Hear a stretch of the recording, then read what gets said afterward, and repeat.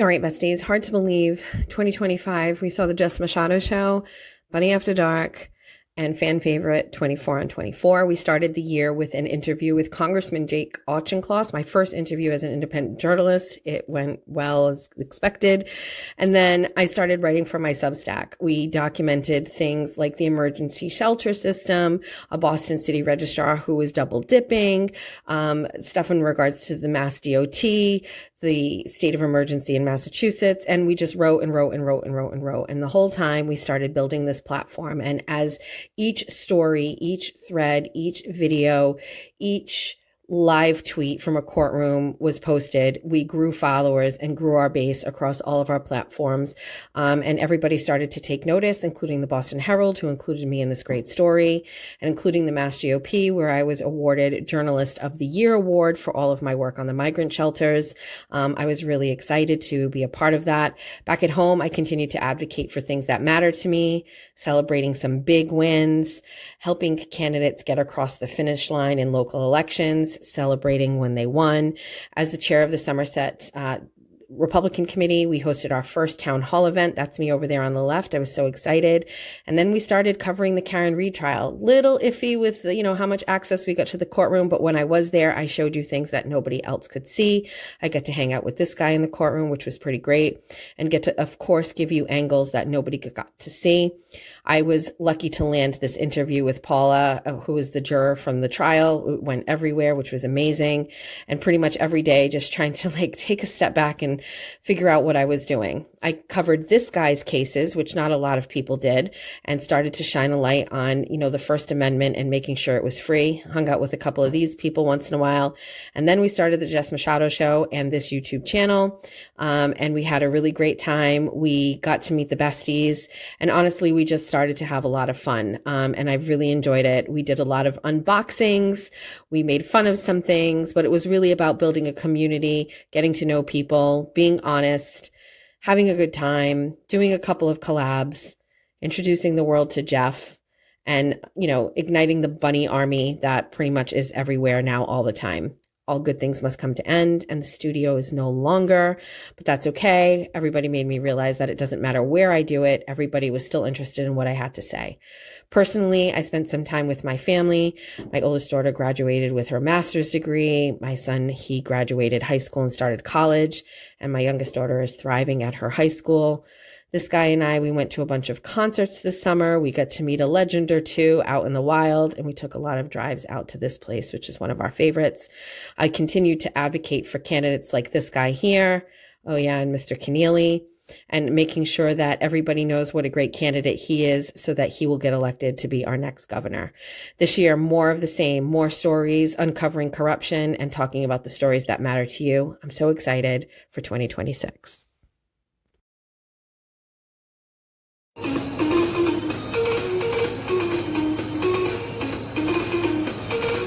7 a.m. I'm ready. I'm ready for the Jess Machado show. You know why?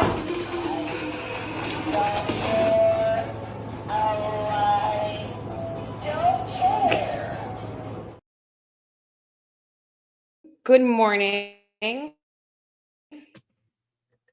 Hi. How are we doing? Good? Great. Hi, welcome to the Jess Machado show. Some of you may be here for the first time. Some of you maybe hate watching this, which I love that for you. Some of you are besties. Some of you are bunnies. Good morning. I want to say hi to the chat. We're very entrenched in the 24 on 24. Please pray for my mod, Lauren. She just dropped her son off at the airport. He's going back to school in Hawaii. And she's very attached. It's her only baby. And so he's back at school. So pray for Lauren. Also, thank you to my mods, by the way. I love Cyberchick Boston and my true crime fangirl, and also Lauren. Thanks. So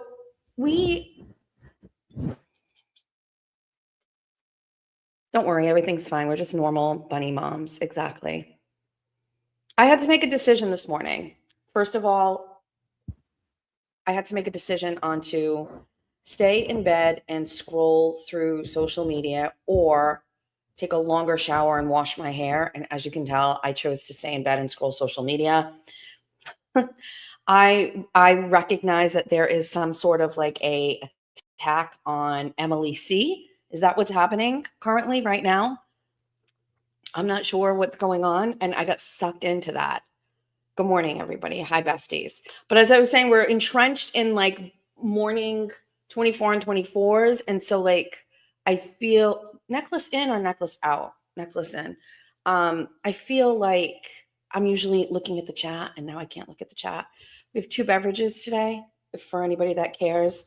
We're using the bestie tumbler that one of the besties got. All my stuff from the studio is here, so I can like go through all my stuff, and we can drag out the things. That's like my energy thingy. And then I have a tea addiction now. I'm late to the game. I apologize to the people who were like really into teas, and I was like, tea, lame. I'm really into tea. I'm currently on a blueberry tea, but usually I do like a turmeric tea. But I got a really cute mug from Target. I told you I love anything with hearts. And so we have a tea. I did go to Society in an attempt to get a coffee, and the line was taking too long. And I road raged out of the line because I was like, I'm going to be late for the besties. And so I can't. All right. So good morning. We haven't done a Jess Machado Saturday show that has some sort of structure in a long time. I was scrolling back, and a lot of these are slightly unhinged and also field trips. And we needed to kind of get back and revert back to some business, to be quite frank with you. We have, hi, Melissa. I road raged out of the line. It is a verb now, 100%. Meow, meow, meow, meow, meow, meow. So I was scrolling through the stuff. I didn't realize this like McAlbert's Higgins family social media stuff. They like released they released videos. And they released a video on Emily C. I mean, I want to be honest with you. It's not bad. Like maybe it's just because I'm so desensitized to it, but whatever. But I was peeking at that and looking at that because it showed up on my feed, which is great for her. I don't know if she does the social media stuff full time. I'm not sure. Like, is this her career? She used to be a teacher, right? Did they dox her dox? Like, what does dox mean exactly? Thank you, iced coffee. I don't know what exactly is going on, but I mean, at this point, can't any regular person find out about you on the internet? The only people we can't find out about are the people who are fake profiles. And I've already outed one of those, and I'm like this close to getting another one. They gave out her last name. Yeah, I see. To me, that's not doxing. I don't know why. I don't feel that way. I just feel like if you're on the internet, it is available. Right? I think. Right? Ooh. I'm not really sure. I'll catch the other show on replay. The McAlberts have a show. Are they doing a live stream? It's not my style. I wouldn't live stream somebody else's live stream. Good morning.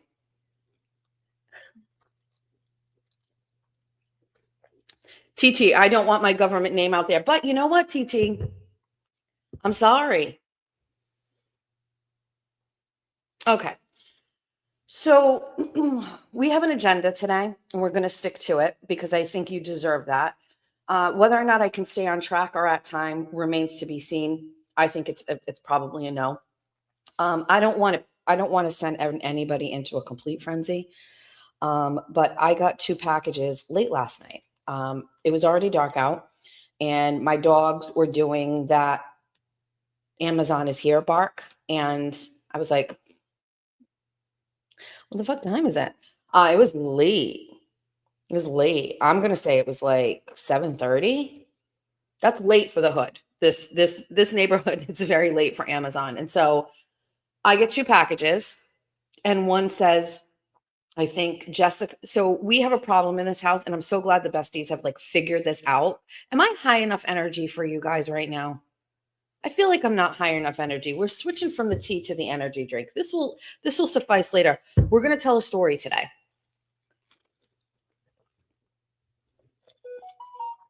I have to let me shut this down. Let me shut it down.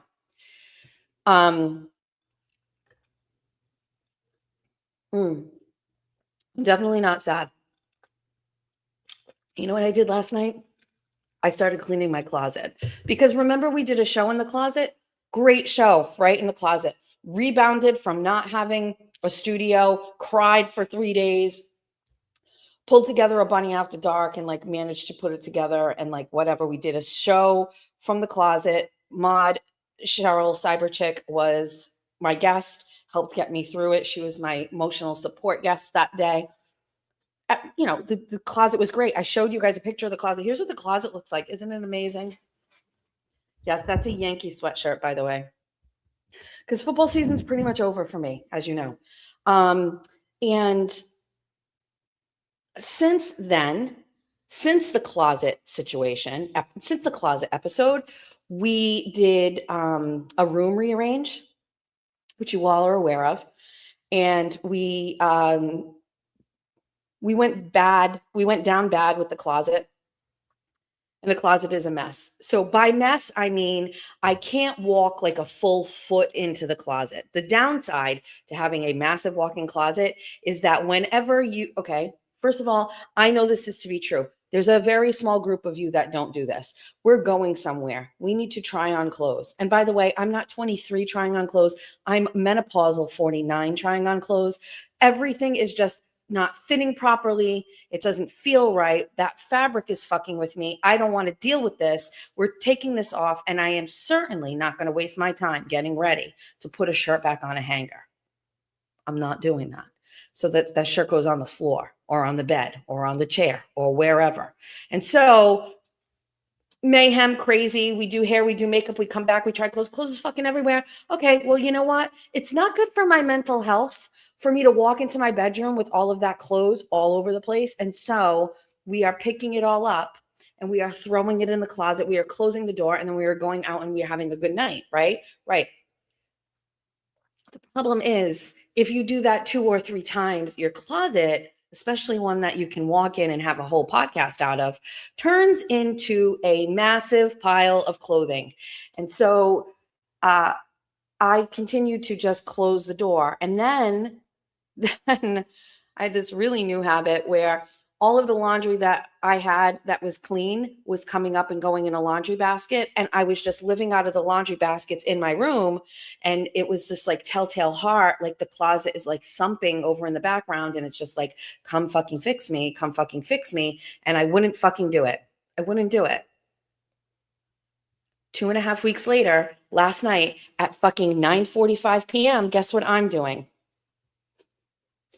Opening the door, dragging everything out and sorting it all in piles, and then feeling like, oh, this is progress. And then before I know it, it's like 12:15. My YouTube on my TV, which was playing music, has now somehow morphed into cake decorating. And so I sit in my chair with a fudgicle and I am watching Cake Decorating 101. But this isn't regular cake decorating. This is a lady who is making like sugar flowers and they're fucking ridiculous. And it's an art. And I was like, okay. So then it's like 1:00 in the morning and I'm going, I didn't finish the closet, but I also can't go to bed with all of this stuff all around the room in piles. And so I made a decision to just push all of the piles into the closet. And so now the closet still is a fucking mess, but at the minimum, it's sorted in piles. But also I mixed the clean clothes that I had in the laundry basket with the clean clothes in the closet. But now I don't even have an emotional support like laundry basket to work out of. So now once I'm done with this, I have no choice but to go and work on the fucking closet.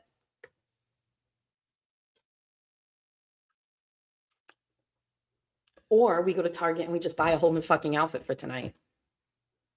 That is so Jessica 1998. Okay, so that's what was happening last night. Good morning. We have a couple of things we need to. Oh, so Amazon comes. Okay. So Amazon comes, and I have 2 packages that arrive, and the besties have learned. Regular Amazon packages come, they say Jessica Machado. It could be something I ordered. It could be something Georgia Jack ordered. It could even be something Julia ordered because she has stuff sent to my house. Who the fuck knows what's coming to my house? But the besties have figured out. Jack, are you leaving? Oh, are you leaving? Oh, okay. The besties have figured out to either add Jeffsty, Bunny, or Jeffsty or Bunny. And so, wait, can Bestie give me Jess's email or number so I can send her a casino photo? Are you the lady that sent me the casino photo of the jackpot that you and your husband won? Because I saw that last night.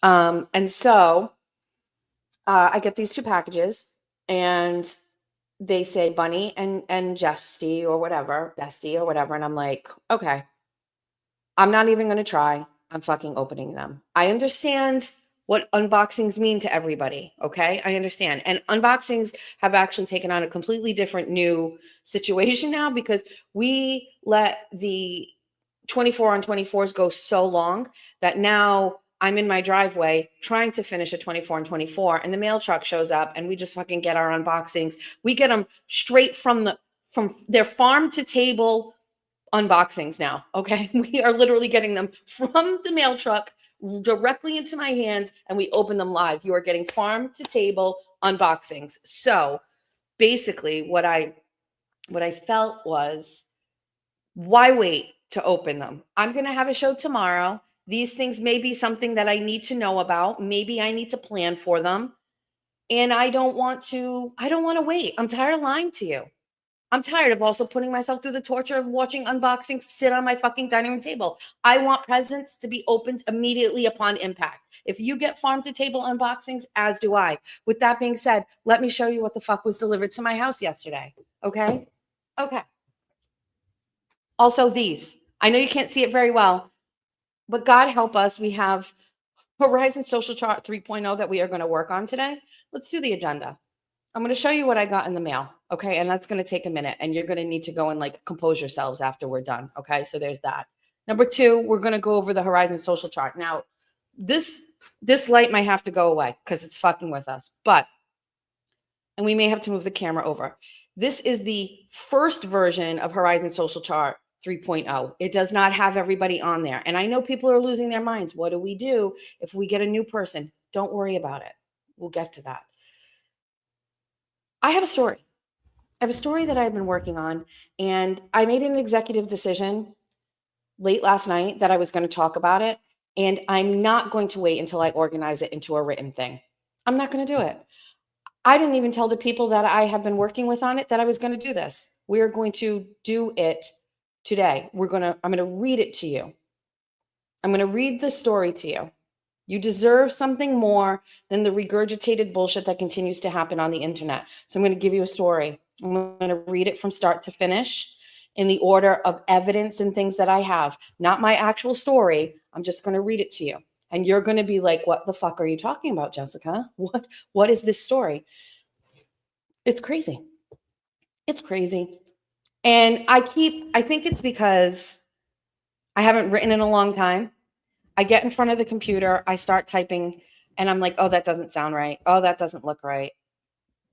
When you're in the groove of writing, every day, when you're in the inertia of writing, it goes. I haven't written a story in a really long time. Now, I know I have the skill set to do it because I'm an award-winning journalist, and I have been able to write amazing stories that have gone everywhere. However, I'm having a really hard time writing this one. And I don't know why, because it's chronological. It's got screenshots. It's got public records requests. It's got it all. So it's there. So I have been at like a mental roadblock with this for a while. And I felt, don't worry, I'll get it ready before the first of the year. And with this whole new first of the year, we're bringing all of the different genres in. We're bringing YouTube, we're bringing investigative work, we're bringing stories, we're bringing Bunny After Dark, we're doing the political show. I can't wait anymore. So I'm going to force myself to try to get over this hump.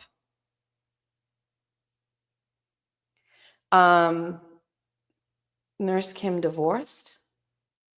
What? What? I don't know what's going on. What is happening? I don't know. Kim is back on the market. I can't compete with her. I'm going to be single. So I'm going to write that down because this Nurse Kim got a divorce. Okay. Is this something that's public? Because I don't want it in the chat if it's not. On a members only. Okay, so we should leave it alone. Bait. Okay. I would say to my mods, unless this is public information. Oh, she announced it. Okay. All right, then. That's fine. Okay. Thank you, Ben. I was like, do I have to take people? She's live right now. Come in. It's a long day for you. Do you get a lunch? Yeah. You gonna come home? No. Okay. Bye. Bye. I love you. Have a good day. Okay, so she announced it yesterday. So I was, well, let's get through this. So I was, yeah, Jack's going to work.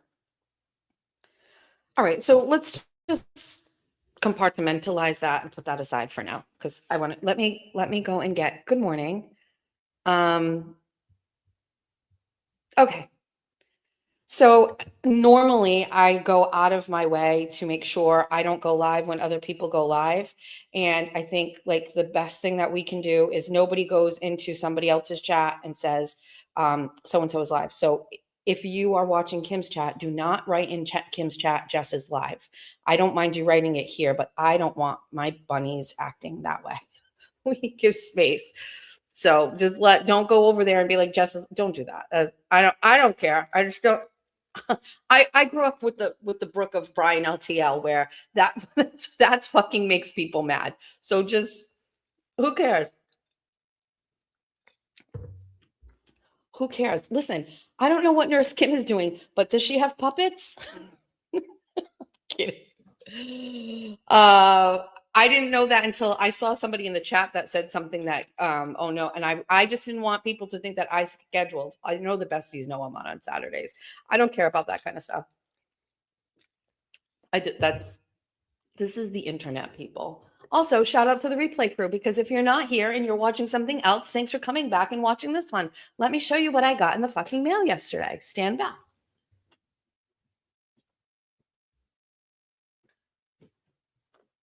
Listen, I get it. You're not going to be okay. So what happened the other day was on Bunny After Dark, right? Was it Bunny? Basically, I was saying about people doing shows. And I don't think that I am a professional and I shouldn't be able to. I am a professional. Scratch that. I'm a professional. I'm a professional, all of the things. And I was making a joke and saying, like, do something entertaining for people. Give them something. Make fucking sock puppets or whatever. And if you do, go like this. And I, in real time, when I went like this, I was like, Jack, bring me 2 of your socks. Okay. And then we made the famous Daniel and Brian LTL stands the toupee. Okay. So we made these 2 things. And I 100% knew that this was going to happen. I had a feeling it was going to happen. Don't worry about it. Somebody sent me a Brian LTL puppet.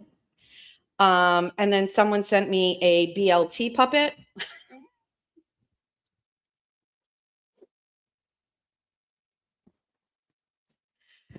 And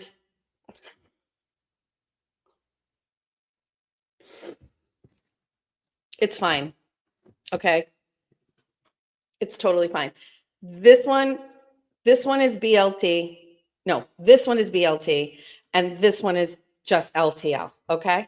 So it doesn't end there. I just want to let you know that there are more. I got more fucking more.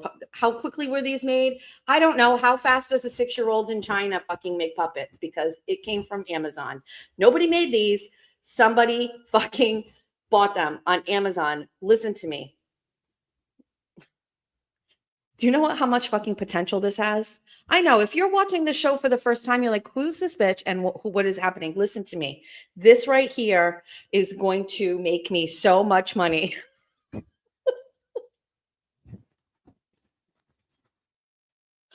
Doesn't stop there. Don't worry about it.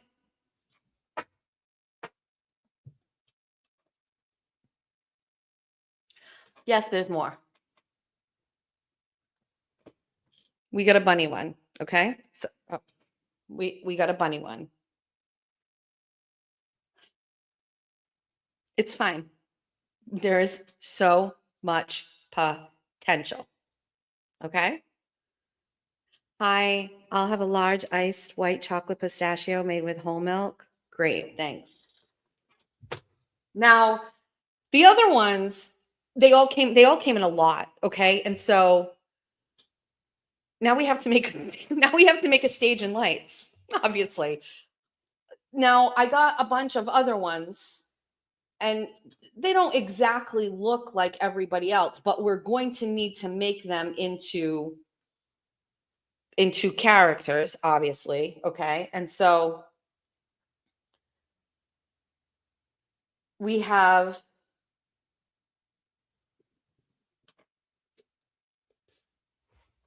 the glarer. I think this qualifies as the glarer with the white hair. I'm not sure. I thought that this one possibly would have to have this one would have to have like we could make this one into Mike Crawford. We could. But this one has a lots of potential. Okay? We have this one, okay? Don't worry about it. But then we have this one, which by all stretch of the imagination has to be Aiden for when he goes up against 5150. And like, I want my key fob. I don't have your key fob. I want my key fob. I don't have your key fob. Where's my shoe? I don't have your shoe. I have your watch.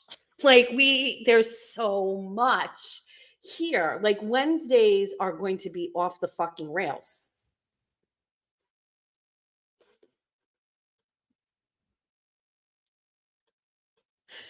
This has so much.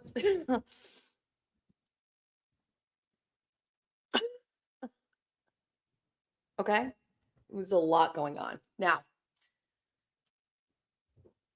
I think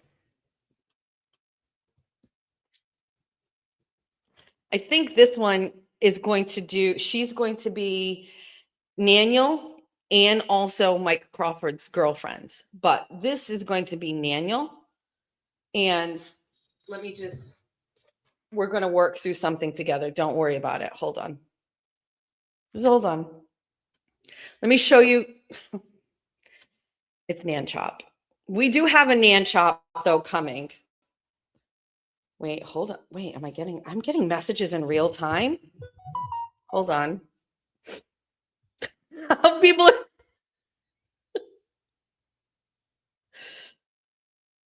All right. So let me. It's Lauren sending me pics in the chat.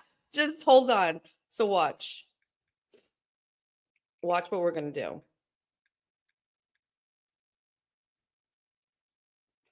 Nan, why don't you like me?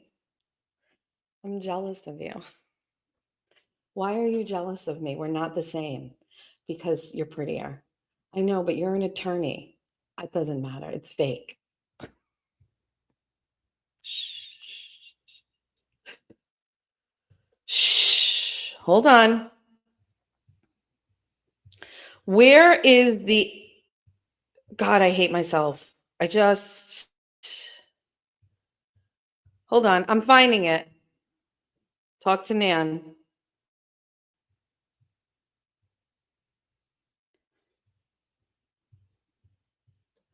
It's problematic because, oh, I'm getting there.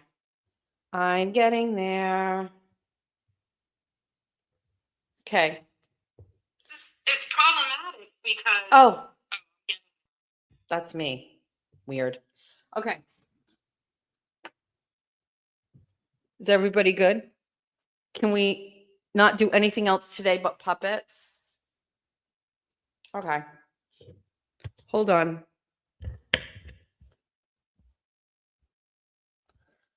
This is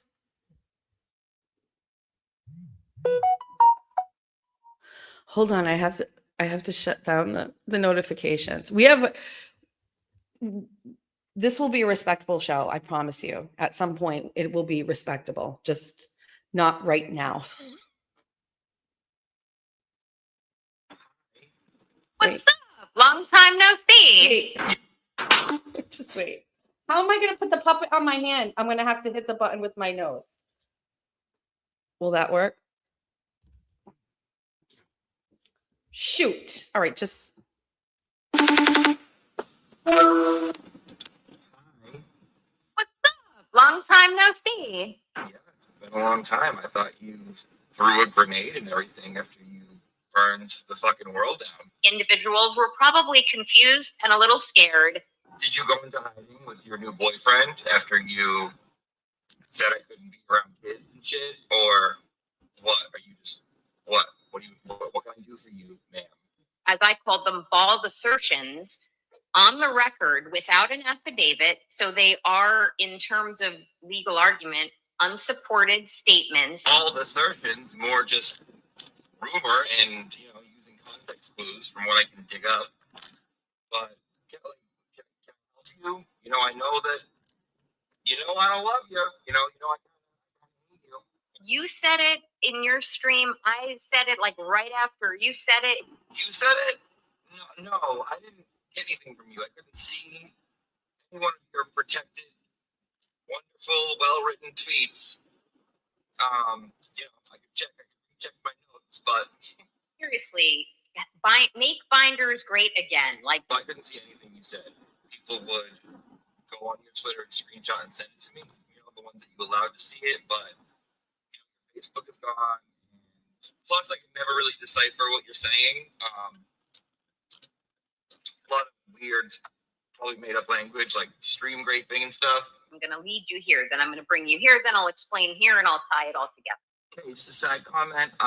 Highly fucking irritating, okay? I don't know why you gotta send me on a loose chase to decipher what the fuck you want to say. I find masterful. I think it is possible that it is annoying. I'll gloss over the drug-induced being around the kid thing. What's stream grape?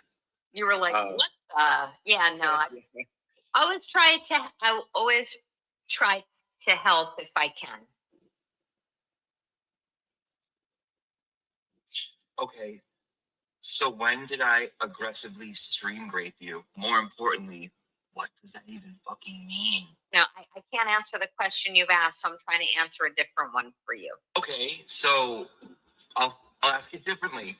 Does it mean that a stream held you down against your will and forced acts on you by the stream? Is it like a combination of needing attention and like lack of self-worth, no self-esteem, validation? Do you hate yourself? Do you hate your parents? Or what is it? What the fuck is it? Is that what it is? You really did just boil a day's worth of bullshit and this history since September or October until now down into just a couple of key sentences and questions. That's the question. Like, what the hell is going on here? Okay, so I don't know why you play this game and pretend to not know, but we both know what's going on. You know, I think everyone knows what's going on. You know, you're not a complete idiot. Oh, thank Great. you so much. You are so sweet. You're like a big teddy bear. Well, I don't love fighting and I don't like conflict. So what can I say to you, Queen Lawn and Fario, make this better and a better experience for you in your safe space and your valid truth? You're gonna give me the feels again this time. Thank you so much.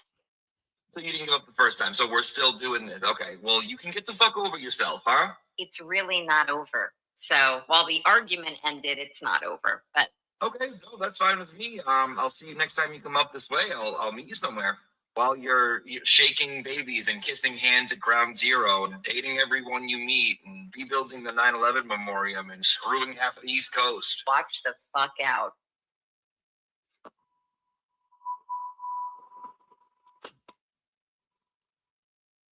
So I just want to let you know, to me, I believe that this is endless. I believe we have unlocked unlimited potential. They're not even dressed appropriately. Nan needs a fucking scally. Jimmy needs a hoodie. And if you will wait around, I will fucking go get both of those things. Stand by.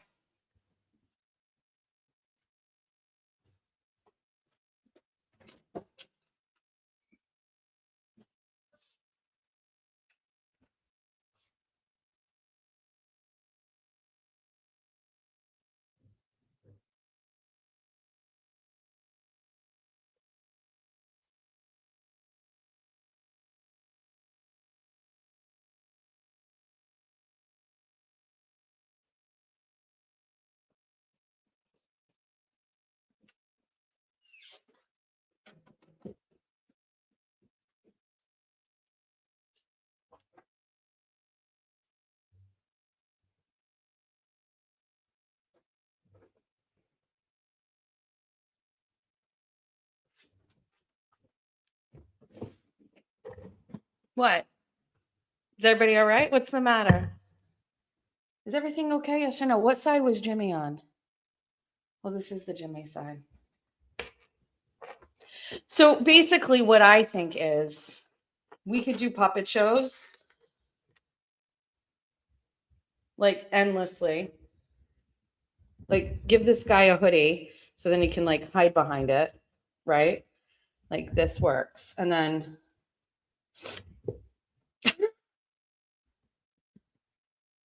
like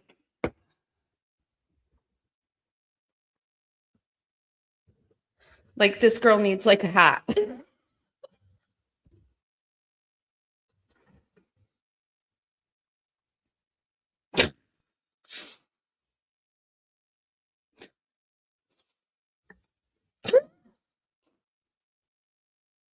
It's all the best I could do, everybody.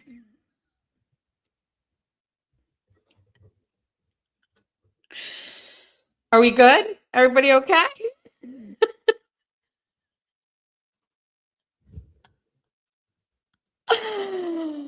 Oh, we are going to have to give her some lipstick. We are going to have to give her some. What is wrong with Nan's lip? There is something weird going on there. I'm not sure. Wait, we need black. We need a black leather jacket. There is something wrong here. I'm not sure, but this has so much motherfucking potential. You have no idea. Like basically every time these people talk on the internet, we will have to recreate it with the sound and with these fucking puppets. Stop it. Stop it. Stop it. And so anyway, to the besties that sent these to me, both of them included, I think we left them downstairs on the table. Oh, here's one. Can't tell you how hard I laughed at your puppet opera. Enjoy a Nan, a Mare, a Brian, and you need to color the other male's hair for Mike. Love your content. Keep kicking butt. A bestie from Plymouth, Lisa Murphy. I feel though the other one didn't. It might have. Hold on. There was another.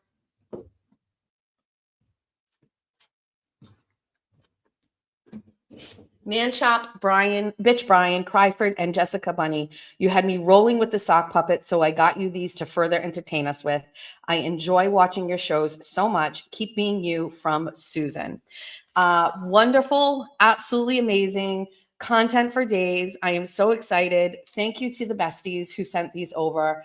I mean, I was actually looking online for just colored socks, and then we were going to like have a craft show, but these, we do need a puppet stage though. You know that now, right? Like and also I don't know what Jeff is doing, but he's going to have to be like at some point. What time is it now? 9:43, still sleeping. I mean, still grouchy.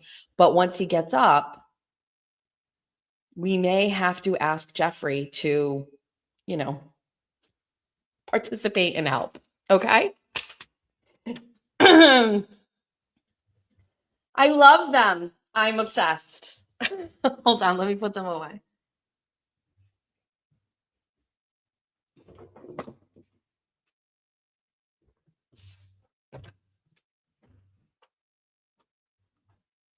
We're trying to be organized. We're trying to stay on task. We're trying to get things right. We're trying to did I tell you the story about I drive Georgia to school? If you listen to 24 and 24, you know, I drive Georgia to school in the mornings and I go the back way and there's a lady who walks and she messaged me one day and she was like, I'm that lady that you pass. And I was like, you listen to me? And she's like, yeah, I'm a bestie. And I was like, what?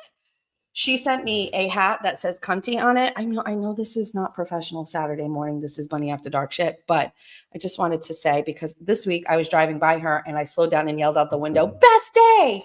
And she sent me a great message that said, hey, bestie, this hat is for a badass cunty bitch. Congratulations on a successful 2025. Here's to bigger wins and fewer fucks in 2026. Stay cunty. XOXO CW. You may know her from the chat. There she is. Meow, meow. Meow, meow, meow, meow. Meow, meow. It's from her. Thanks, bestie. So thank you to besties who sent these puppets. The internet thanks you for everything that is going to happen. Okay.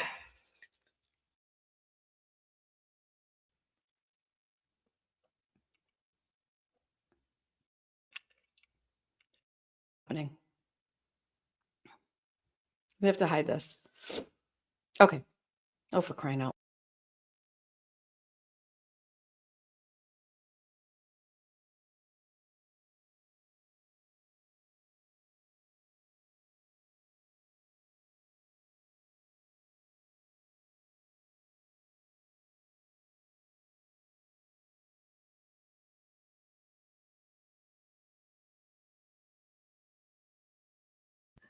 I did something to my microphone. It was an accident. Mr. Monk's understudy is a new member. Who knew? Thought you remember this whole time, bestie. Okay. Do you want to do some work? Do you want to talk about some stuff? I know I'm not sure what is going on with my computer.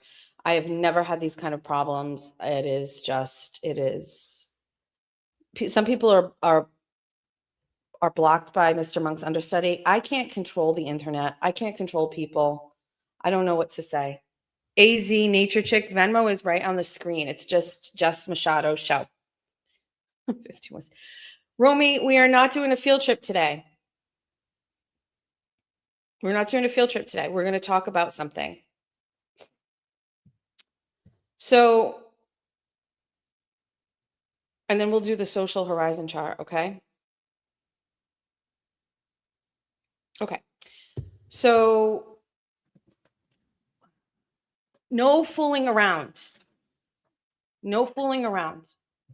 We're going to do work. Yes? Are you on board with this or not?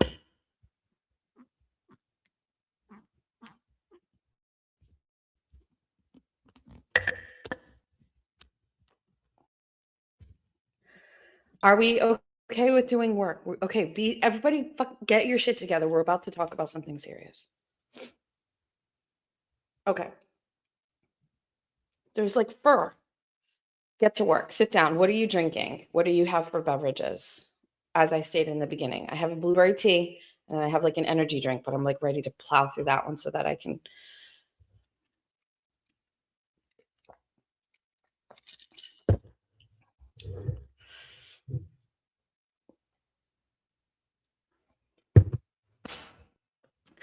Okay.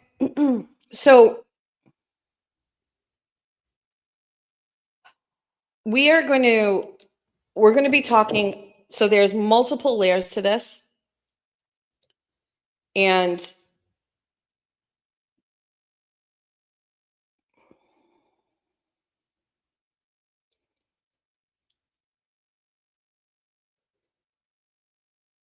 hold on. I just want to make sure I have everything in order.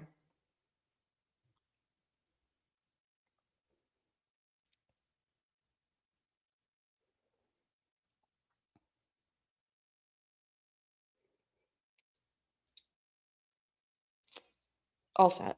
Okay. All right. So I was approached by a bestie who was looking into and doing some research and work on a story of interest. And this was November. And,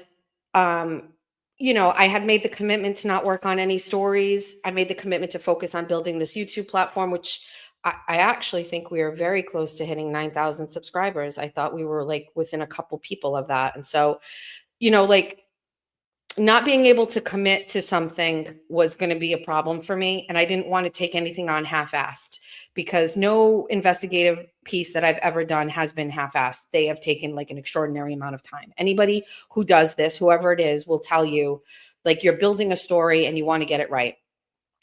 So I get a lot of stories. I get people sending me stuff all the time.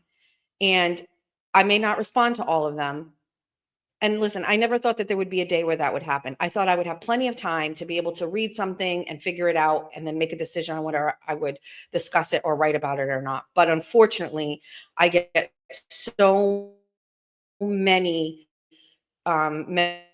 messages now. It's overwhelming. So it takes something really kind of like interesting to grab my attention. And so I got an email from a bestie who really was just talking about doing public records requests. She had an interest in something. She was submitting some public records requests and she was getting the runaround. And that led to her sending me information about this situation. And there's actually like 3 different stories in one, all relating to the same police officer. So the first thing is I'm going to read you a formal complaint. And I could put this on the screen, but there may be some points in here where we need to redact. And so I don't want to do that. So unfortunately, you're going to have to listen. Okay. So this is a formal complaint issued to the Attorney General Andrea Joy Campbell, Colonel Jeffrey Noble, and the Executive Director Enrique Zuniga of the Massachusetts Peace Officer Standards and Training Commission, which is POST. And then also to the Massachusetts State Police Division of Standards, Accountability, and Oversight, and the Massachusetts State Police Internal Affairs section. Okay.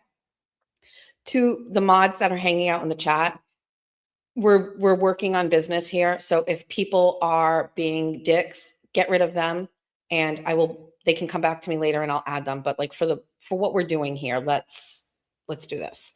This is a formal complaint and demand for immediate multi-agency review regarding the death of Gary Kaufman in June of 2017. And a December 4th post-commission hearing. Dear Attorney General Campbell, Colonel Noble, Executive Director Zuniga, and members of the Massachusetts State Police Oversight and Post, I'm submitting the attached formal demand and complaint regarding the preventable officer-involved crash that killed my father, Gary Kaufman, on June 11th, 2017, and the deeply compromised manner in which that fatality was investigated, documented, revised, and communicated by the Millis Police Department, the Massachusetts State Police, and the Norfolk County District Attorney's Office. Attached, the record reflects an inverted investigative process, one in which crucial evidence was omitted, reports were rewritten, basic facts were altered, a key witness was erased, and a false narrative was built around a dead civilian rather than an officer driving 85.3 miles per hour with no lights, no siren, and no legitimate emergency. The attached complaint outlines evidence-based proof of avoidability using MSP's own data, a pattern of report manipulation inconsistent with VINs, shifting dates, and a bait and switch across versions, a near 8-hour next of kin notification failure, the latter addition of OUI yes to my father's death certificate without evidentiary support, public commentary from the household of the MSP lead investigator belittling my father's death, the documented misuse of institutional power by the Norfolk District Attorney's Office, and the subsequent domestic violence charges against the officer in question. This matter is immediately urgent due to the December 4th post-commission hearing. This case file must be incorporated into that proceeding, and the hearing must not continue without full review of the attached record. I respectfully request an immediate acknowledgement of receipt by all offices, assignment of a designated point of contact with each office, a coordinated multi-agency review of the complaint, a corporation of all facts herein to the December 4th post-review, including postponement if required to ensure full consideration, and to full preservation of all related records, communications, drafts, and investigative materials. Thank you for your immediate attention to this matter. Sincerely, and I'll leave her name out for now, daughter of the next of kin of Gary Kaufman. Guys, ready? Formal demand and complaint. My father, Gary Kaufman, was killed on June 11th, 2017 on Main Street in Millis when a Millis police cruiser driven by Officer Craig P. Thompson struck his vehicle at 85.3 miles per hour in a 45 mile per hour zone without lights, without a siren, and without any legitimate emergency. The outcome was not an unavoidable tragedy. It was the direct result of an on-duty officer's unlawful speed and disregard for the people that he was sworn to protect. Your own reports and data show that instead of confronting that reality, the response to my father's death has been to rewrite and revise reports, reverse basic facts, erase a key witness, amend his death certificate to add OUI without evidentiary support, and withhold critical toxicology and OCME documentation for more than 7 years, all while the officer responsible remained certified and later faced domestic violence charges. Those are not the hallmarks of an honest investigation or a functioning oversight system. I'm submitting this formal demand and complaint as my father's only daughter and the next of kin because the Commonwealth's own evidence makes clear that his death was avoidable, that the investigation and reporting around it were fundamentally compromised, and that the institutions responsible for accountability have failed. This letter sets out the core facts, the pattern of manipulated reporting and withheld records, the evidence of bias, and the retaliation from within the investigative chain, and my specific demands for action and preservation. On the afternoon, are we good? On the afternoon of June 11th, 2017, my father was driving on Main Street in Millis and turning left onto Eden Street, less than 500 feet from his home. At the same time, Officer Craig P. Thompson was operating a 2016 Ford Explorer Police Interceptor westbound on Main Street. The event data recorder and MSP Cars reconstruction established that the cruiser was traveling at a sustained speed above 80 miles per hour in a 45 mile per hour zone. At 1 second before impact, the cruiser was at 85.3 miles per hour with the accelerator at 100% or full throttle. Braking did not begin until 0.5 seconds before the impact window while the cruiser was still above 80 miles per hour. The approximate impact speed was about 81 miles per hour. Witnesses report that they did not hear a siren. Civilian witnesses, including the driver directly behind my father, described the cruiser as, quote, flying with no lights, no siren, and no motorcycle in front of it. Nothing in the data or scene evidence establishes a lawful real-time motorcycle pursuit or any legitimate emergency that could justify this conduct. Under Massachusetts law, an emergency vehicle gains special privileges only when both audible and visual signals are used and the operator exercises due regard. A cruiser traveling at 85.3 miles per hour on a 45 mile per hour road without a siren, without lights, and without a real documented emergency is not being operated as a lawful emergency vehicle. It is being driven unlawfully. Yet the official narrative still frames the cruiser as a, quote, emergency vehicle. still blames my father for failing to yield, and still classifies Thompson's driving as no improper driving. Those conclusions are irreconcilable with the facts. Put simply, Officer Thompson could have avoided my father's death if he had not driven with such reckless disregard for both the law and the people of the same community that he took an oath to serve and protect. MSP cars calculated a required stopping distance for 85.3 miles per hour and a point of possible perception for when my father's vehicle would have become visible. In the same report, POP, or the possible point of possible perception, is greater than RSD. By MSP's own methodology, that means the hazard, my father's vehicle, became visible far enough in advance that if Officer Thompson had been operating with due regard, he could have fully stopped the cruiser before impact. Despite that, the reconstruction labels the collision as unavoidable, classifies Thompson's driving as driver contributing no improper driving, and concludes that my father's left turn, rather than the officer's speed, was the primary problem. These conclusions directly contradict MSP's own avoidability analysis. This is not a minor difference of opinion. It is a decision to disregard the agency's own standard in order to absolve an officer whose driving met the standard for avoidability. In my review of the reconstruction and related reports, I did not find a single clean, consistent record. I found repeatedly revised reconstruction documents and related reports with changes in codes, narrative language, and descriptive fields, and no clear version history explaining how or why those changes were made. Across these materials, basic facts are corrupted. 1. My father's date of death is recorded as June 11th, 2017 in some documents and June 12th, 2017 in others. 2. Reported times from the EMS, police, and other sources do not form a coherent chronological sequence. 3. The described directions of travel for both my father's vehicle and the cruiser are inconsistent across versions and, in some places, directly reversed from the physical and diagrammed evidence. 4. The cruiser's VIN appears with the same digits, but in different orders and formats. 5. Officers' names and identifiers are recorded inconsistently. 6. Some documents even reference 2016 dates in connection with the fatal crash that occurred on June 11, 2017. These are not harmless clerical errors. They make my father's fatality harder to search, harder to link, and harder to include in any honest review of officer-involved collisions or patterns.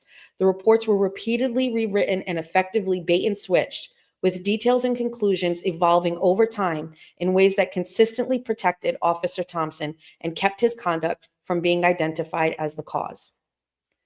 The most important civilian witness, the driver directly behind my father, is effectively erased from the record. He reports there were no lights, no siren, no motorcycle, and that the cruiser was flying. He states that he gave his name and contact information multiple times to Officer Lopez and Detective Dominic Tiberi at the scene. In the reconstruction, his account does not appear as a documented named witness statement.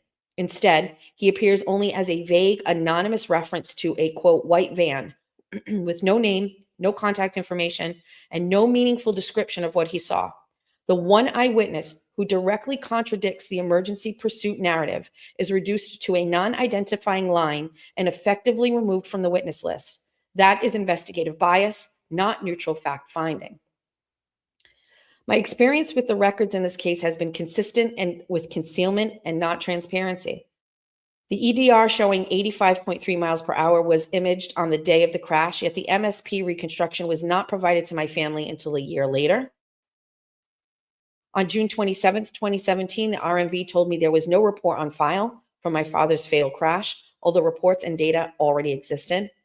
Public records and case-related documents requested by me and by my legal counsel were repeatedly ignored, delayed, or produced only in partial, fragmented form. And my father's death certificate was later amended without my knowledge, consent, or notice. To this day, no one has explained who ordered the change or on what basis. The only apparent substantive difference between the original and amended version is the addition of an OUI, yes, a conclusion that is not supported by the limited toxicology values that have been disclosed, which are consistent with prescribed therapeutic use and do not establish impairment, which were provided without any accompanying support documentation or chain of custody records. The Office of the Chief Medical Examiner did not produce the toxicology record in full and withheld portions of the report for more than 7 years. Only after I submitted yet another written request in September of 2024 did the Office of the Medical Examiner mail additional toxicology documentation to me, still incomplete, still missing a forensic data package and storage information, yet accompanied by a brief note of condolence. The Millis Police Department did not notify me of my father's death. Instead, I learned of my father's death from a flood of calls and messages from family, friends, and coworkers and other. A photograph of my own social media of my father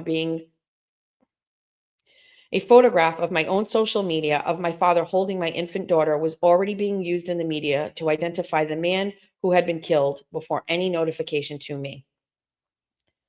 By the time I arrived at the hospital, I was told that too much time had passed and that given the extent of his injuries, blunt force trauma, I could not see him to say goodbye. A nurse indicated that she had repeatedly raised concerns about the next of kin notification and documented those concerns in the medical record, while law enforcement documentation simply reflected notification ongoing. Failing to promptly notify an only daughter and next of kin of her father's death while leaving me to learn through social media and secondhand calls is a serious failure of a basic duty and respect.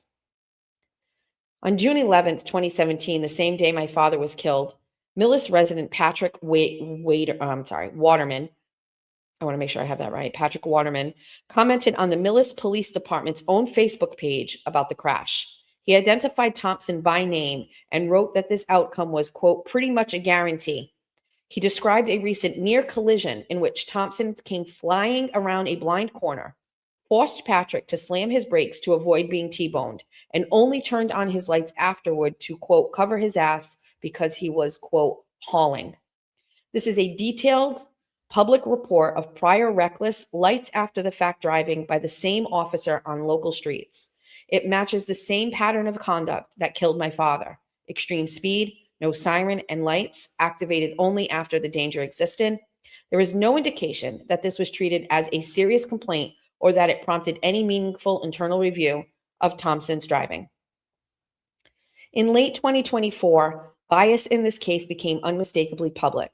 On social media, Sarah Morgan Tiberi, wife of the lead MSP investigator and detective Dominic Tiberi, and her close friend Angela Santostefano, Seeley, referred to my father's death as, quote, the least of Millis's PD problems and replied, least.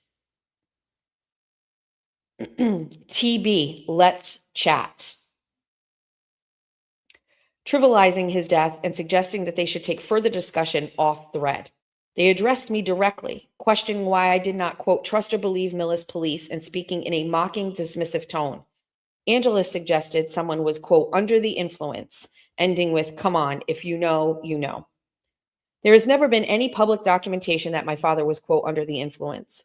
That narrative exists only in withheld toxicology numbers and incomplete records.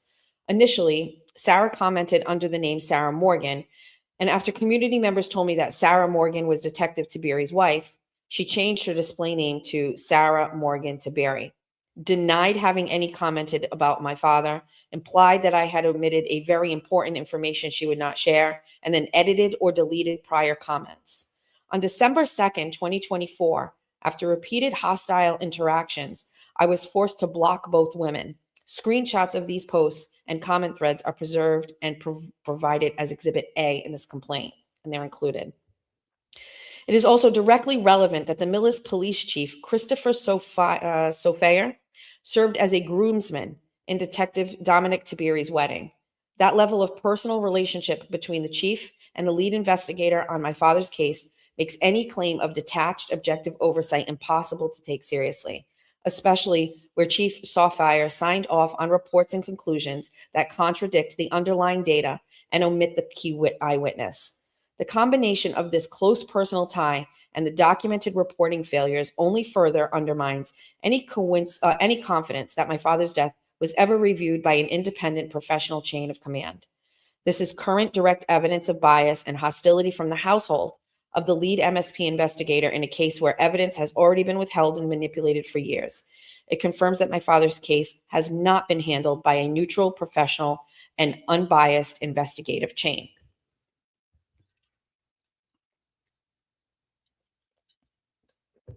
Are we good?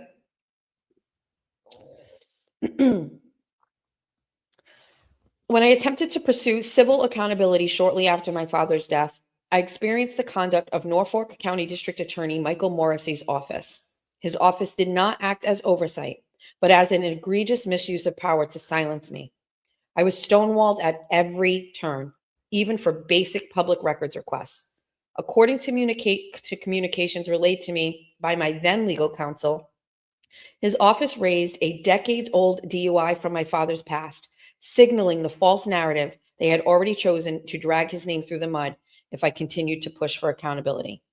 At the time, I was 26 years old, my father's only child, with a 5-month-old baby at home. I was still experiencing the honesty of a system that I had been raised to trust and that my own father taught me to believe in. Learning from my own counsel that the district attorney's office was raising a DUI from his 20s, while emphasizing the disparity in my resources compared to theirs, did not resemble impartial legal judgment. It made it clear that they understood exactly how unequal the power was and that they were prepared to weaponize that imbalance against me. This message was conveniently conveyed as the statute of limitations window was closing. Shortly afterward, my attorney withdrew from the case. That sequence does not resemble a fair arm's-length review. It is what it looks like when power is used as leverage and intimidation against a grieving and heartbroken 26-year-old young woman who had just tragically lost her dad, her biggest cheerleader, constant source of laughter, and proud new grandfather to her 5-month-old daughter and firstborn child. I was only seeking basic answers and truth from the same system that had already failed to notify me of his death in time and effectively stole my family and I's chance to say goodbye to him. Taken together, the facts set out above describe a systematic failure of accountability.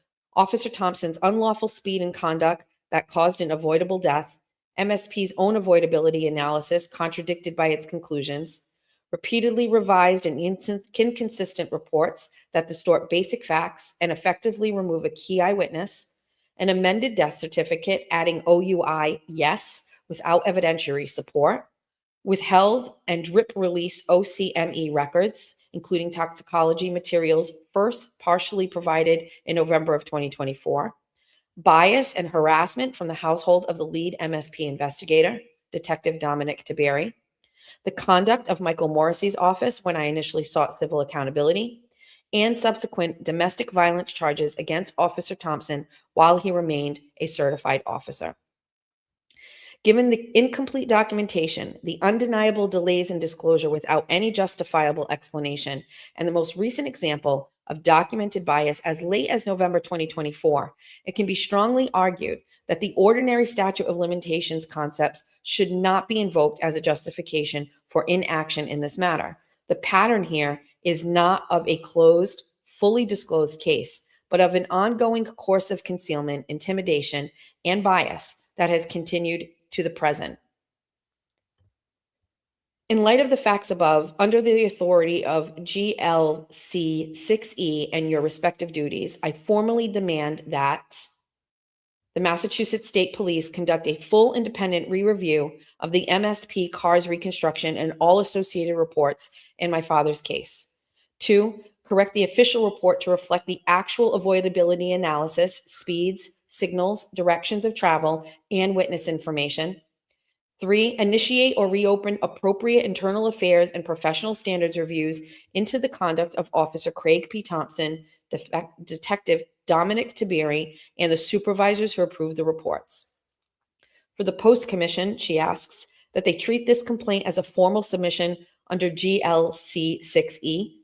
2, evaluate whether Officer Thompson's conduct was subsequent domestic violence charges render him unfit to serve as a certified officer in the Commonwealth. 3, review the role of Detective Tiberi in this case, including the documented bias arising from his household and his failure to initiate any documented internal affairs review, and to determine whether his conduct meets post standards. 4, ensure that my father's death and the handling of his case are expressly considered in any post-disciplinary or decertification proceedings involving Craig Thompson, including the December 4th hearing, and in any future proceedings involving Detective Tiberi. For the Attorney General's office, she demands an open and oversight review into the handling of my father's case by the MSP, the Millis Police Department, and Michael Morrissey's office. 2, assess whether any statutes, civil rights protections, or ethical obligations were violated in the investigation, reporting, and the treatment of the family. And 3, ensure that this complaint, Exhibit A, and the conduct of Michael Morrissey's office are squarely addressed as part of any broader review or reform efforts related to Norfolk County. I am placing you, the Massachusetts State Police, the Massachusetts Post Commission, the Millis Police Department, and Michael Morrissey's office on formal notice of your duty to preserve all evidence relating to my father's death and the subsequent handling of his case. From this point forward, no potentially relevant material is to be altered, deleted, destroyed, overwritten, or otherwise made unavailable, regardless of format or location. This preservation demand includes, but is not to be limited to, all versions of the crash, reconstruction, and investigative reports, including MSP cars, materials, and any Millis Police Department reports, all CAD logs, dispatch recordings, radio traffic, body-worn camera and cruiser video, scene photographs, diagrams, and black box data, all emails, text messages, instant messages, handwritten notes, and internal memoranda related to the crash, the investigation, this complaint, or any discussion of me or my father, all personnel, training, disciplinary, and internal affairs or professional standards records for Officer Craig P. Thompson, Detective Dominic Tiberi, and all supervisors or oversight personnel who reviewed or approved the reports in this case, and any deconstruction, alteration, or concealment of such material after receipt of this letter would constitute spoliation of evidence and obstruction of any good faith review or future proceeding. In closing, I grew up believing in the honesty of the system because my father taught me to. What your own evidence now shows is how that trust was used against us. Given the imminent post-commission review of Officer Thompson and the ongoing harm caused by the way this case had been handled, I expect this complaint and Exhibit A, including the conduct of Michael Morrissey's office, to be treated as a priority and fully incorporated into reviews. Respectfully, and in consideration of everything I have set out above, I expect the Massachusetts State Police, the Post Commission, and the Attorney General's office, and all MSP oversight bodies to confront what your own record shows, correct the official account of my father's death, and take prompt, concrete action to hold responsible officers and supervisors accountable. Respectfully, the daughter of Gary Kaufman. So included in this very well-written, detailed complaint includes Exhibit A, which shares a copy of the Millis Police Department's social media account, where a person says, Patrick Waterman goes on and gives the description of what happened to him, where he says, he almost T-boned me the other day. It was a really close call. I was pulling out of Adams onto Union Street, where that blind corner is, where you're supposed to be going slow on Union, but he came flying around the corner. I had to slam on my brakes. And then afterwards, he flipped on his lights. No siren, nothing. I'm not a moron. He did it to cover his ass. He was hauling.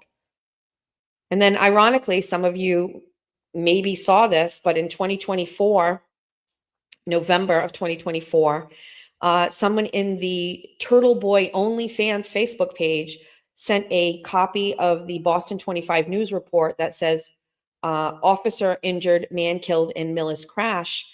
Somebody by the name of Jonathan Carter shared it and said, our accident reports somehow made public or available. This case always stunk of small town police cover-up.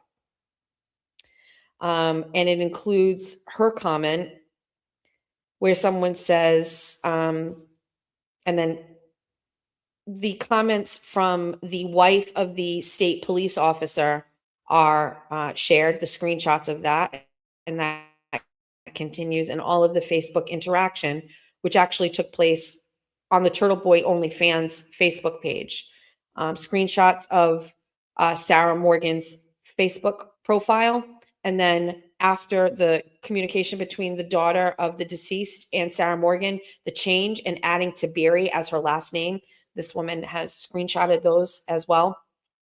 And all of the social media information in regards to that. So I know that's a lot to take in. I hope that I read it well and that you could understand. However, good morning. So now Craig Thompson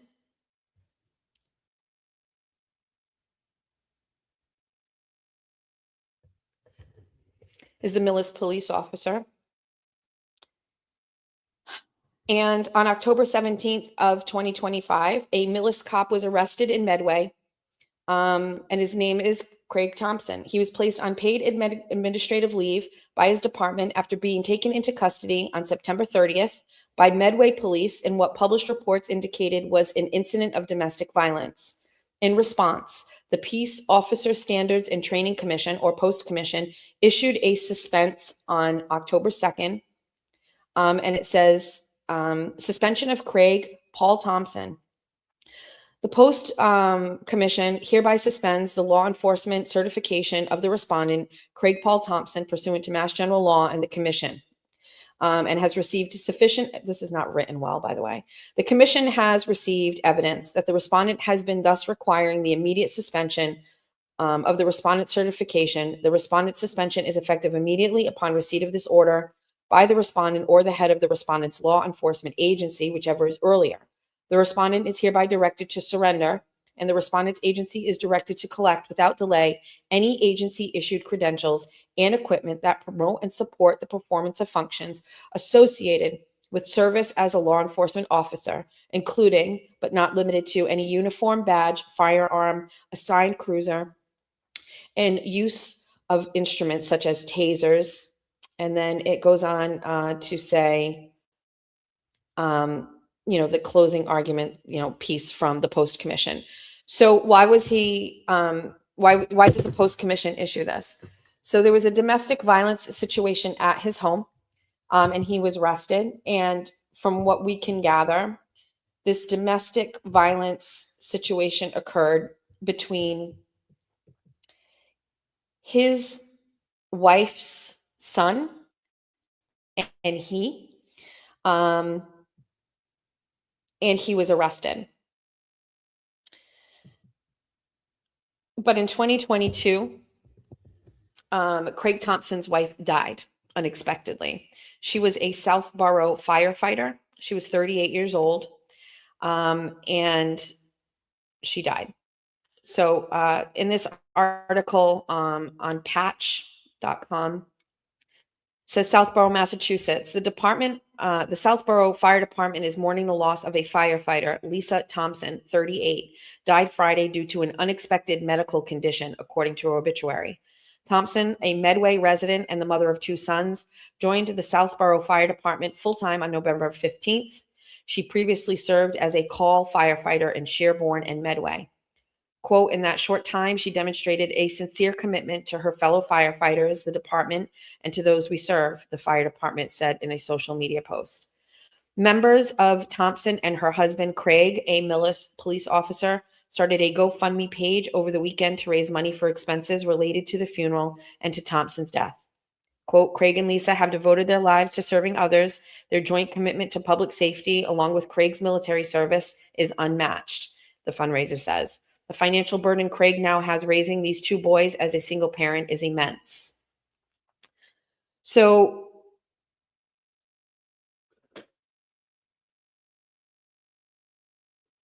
the GoFundMe was for Mark Thompson, by Mark Thompson for Craig Thompson. It had a goal of $150,000. It raised $56,400. It says Craig and Lisa Thompson were married for 8 years, soulmates, and loving parents to 2 amazing children, 14-year-old Dylan and 2-year-old Bentley. It says Craig is a Millis police officer and an Air Force veteran who is serving his country honorably. Lisa was a newly appointed full-time Southborough firefighter who realized her dream last summer after long supporting her husband's career in the military and law enforcement. It was Lisa's turn to serve, and Craig could not have been more proud. Lisa Thompson passed away suddenly on Friday, April 29th. This loving wife and mother leaves behind a devastated family that is left to pick up the pieces of an unspeakable tragedy. Craig and Lisa have devoted their lives to serving others. Their joint commitment to public safety, along with Craig's military service, is unmatched. Please donate to this most deserving family. So,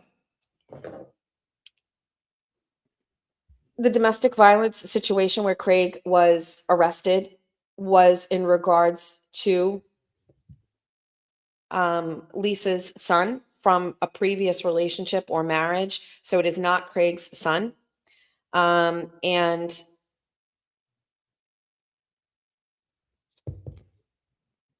this, yeah, so the car crash was in 2017. And then her death was in 2022. And then this domestic violence situation just occurred in September of 2025. And he's a very interesting person. I don't want to give any more stuff. Good morning, Cat Mama. It's pretty interesting. Recently,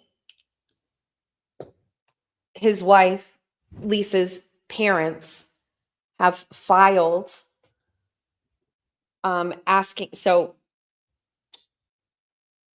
the 2-year-old obviously has Lisa's parents as grandparents. They also have this child, the son from a previous relationship, living with them. The grandparents of the youngest child and the other one, but Lisa's parents, have recently filed in court asking to be able to see the youngest child. They cannot see the child. They won't let them see the youngest child. Let me pull up those court documents for you. Is everybody doing okay?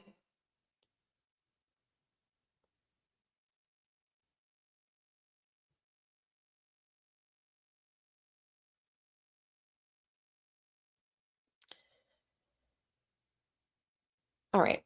So here is the Medway Police Department's police report. On Monday, October 25th, I was working my assigned 7 a.m. to 3 p.m. uniform patrol shift. At approximately 2:26 p.m., I placed a phone call to the oldest child to follow up on a possible. I've kind of got this wrong. Let me go backwards. Let me go back.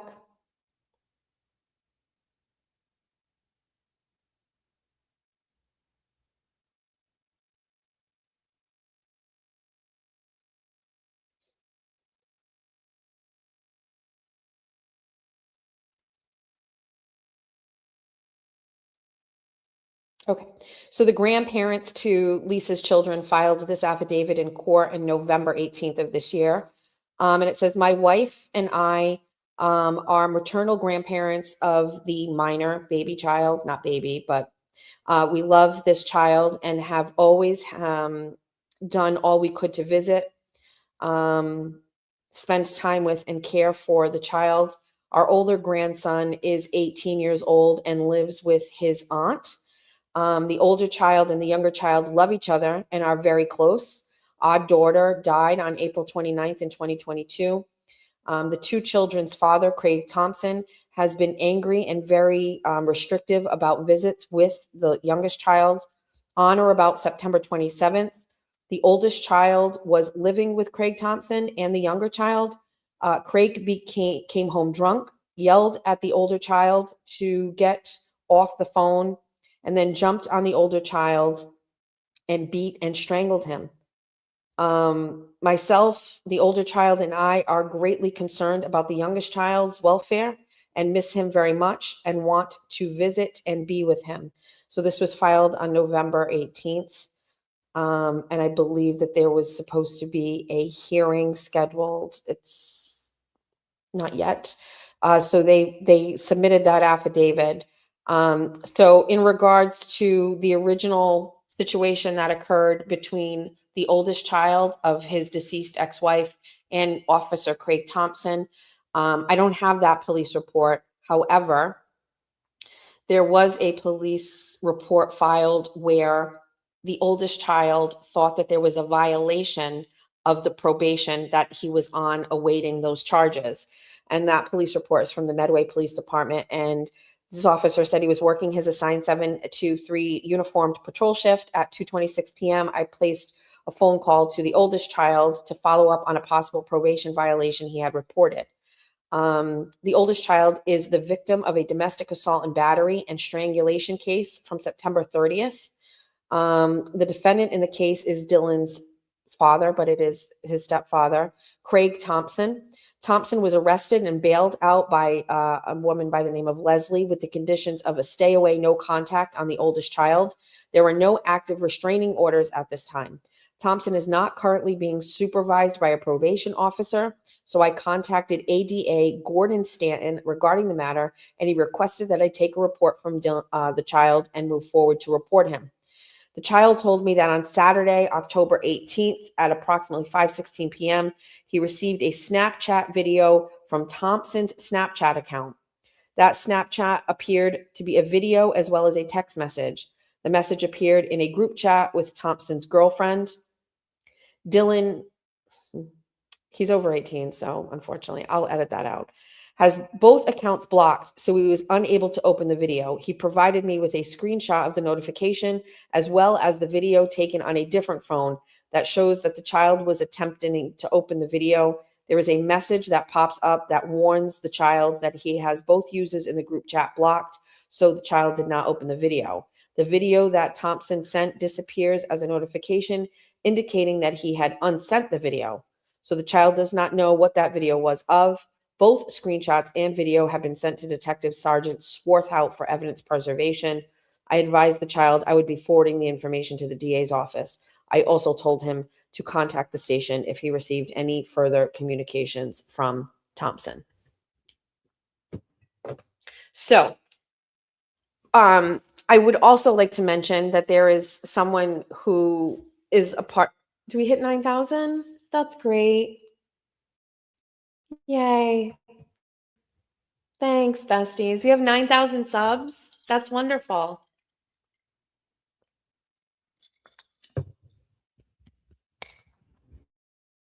Yay. Thanks for telling me that, Kelly. So,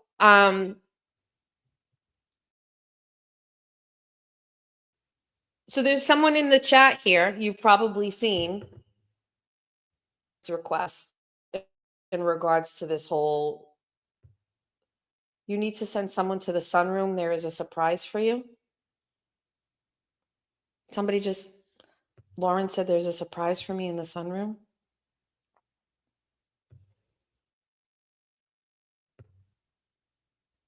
So there's somebody in our chat. Oh, why is everybody messaging me? Look at your Facebook Messenger. Look at your Facebook Messenger. There's someone in the chat that has been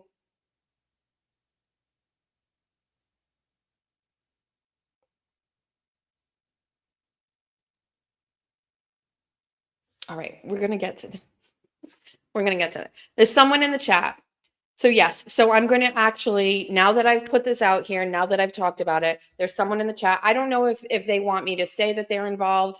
They're here today. They can say that it's them if they'd like to. But this person has no connection to any of this. She has no connection to this case or anything, but inspired by corruption that was happening in Norfolk County, inspired by everything that happened with the Karen Reed case, which she closely followed. This caught her attention. And to be quite frank with you, she has done all of the legwork. She has been putting in public records requests. She has been getting denied. She has appealed. Just recently, she won a most recent public records request appeal. She is putting in, and I know you're here, bestie, so it's up to you. Let me know if I can say it, but she has really basically been doing all of the legwork and appealing. She is also connected with the daughter that I mentioned who wrote this, this request to the Attorney General and all of these agencies, has met with her, connected me with the daughter. I've had a conversation with her. And so one of the things that I think about this, number one, the first thing is this.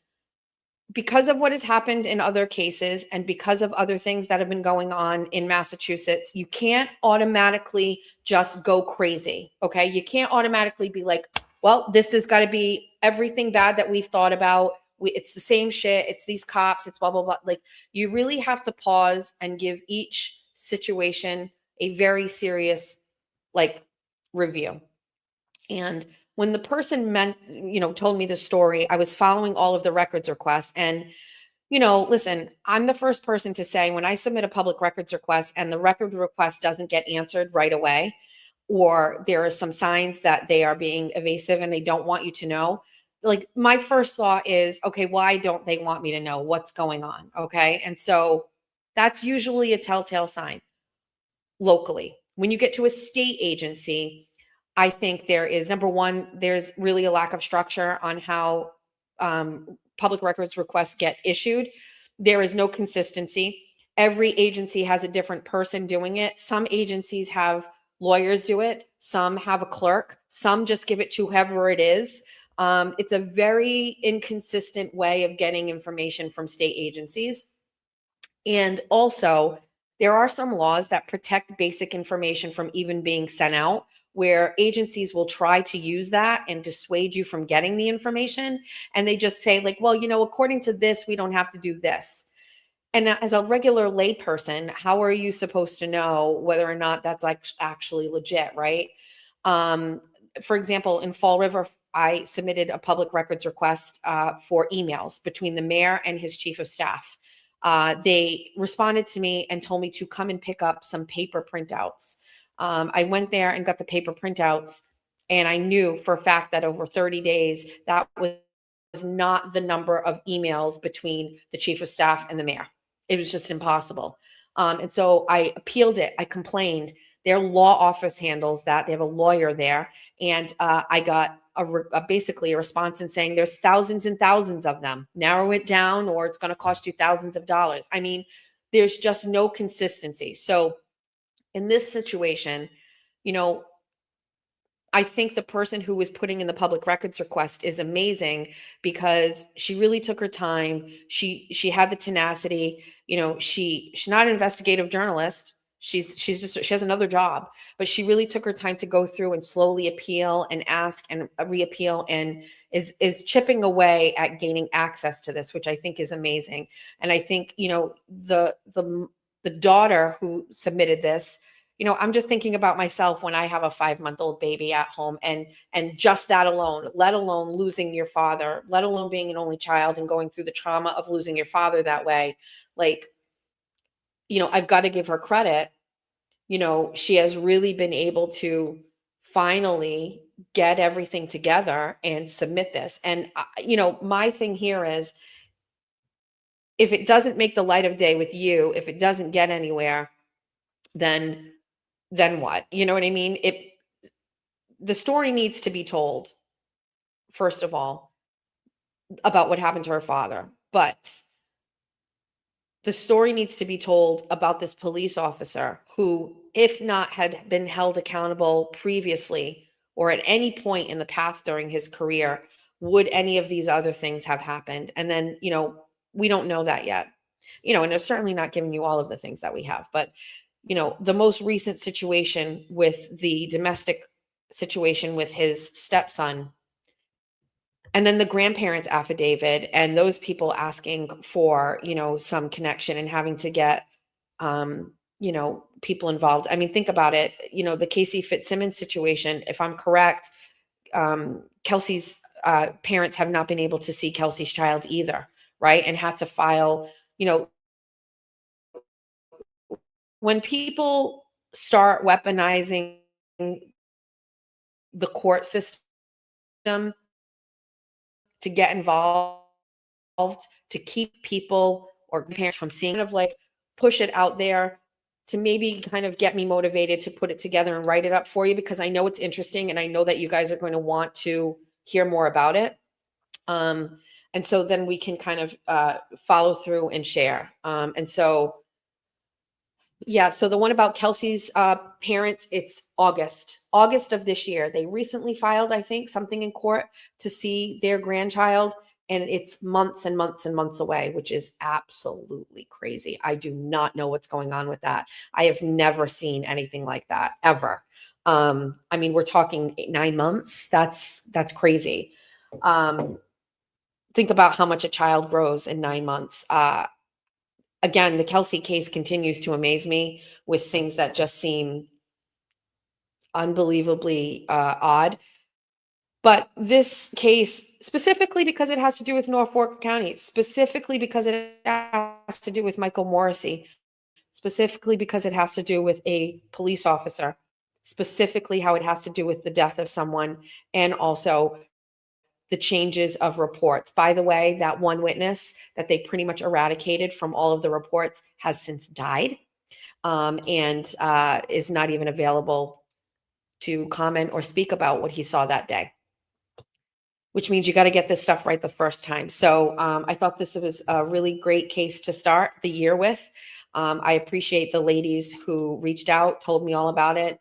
I'm very interested in it. I would love to share it. And I will write this up for you guys as soon as I can and get it out there. Okay. Okay. My mailbox is blowing up, especially by TT, and she's saying that there is exciting news going on locally. But I have known about this for quite some time. So my old boss, Mike Sylvia from Fall River Reporter, has gone into business with a city council member in Fall River, Cliff Pont, to purchase the radio station WSAR here in Somerset. It's Fall River. I appreciate the tea that I received. I've known about this for a while. This is a big deal down here. I know for the grand scheme of things or whatever, it doesn't matter to people, but we have a very small AM radio station down here. Not the one I worked at. That was the one in New Bedford, Fairhaven. This is the Fall River, Somerset one.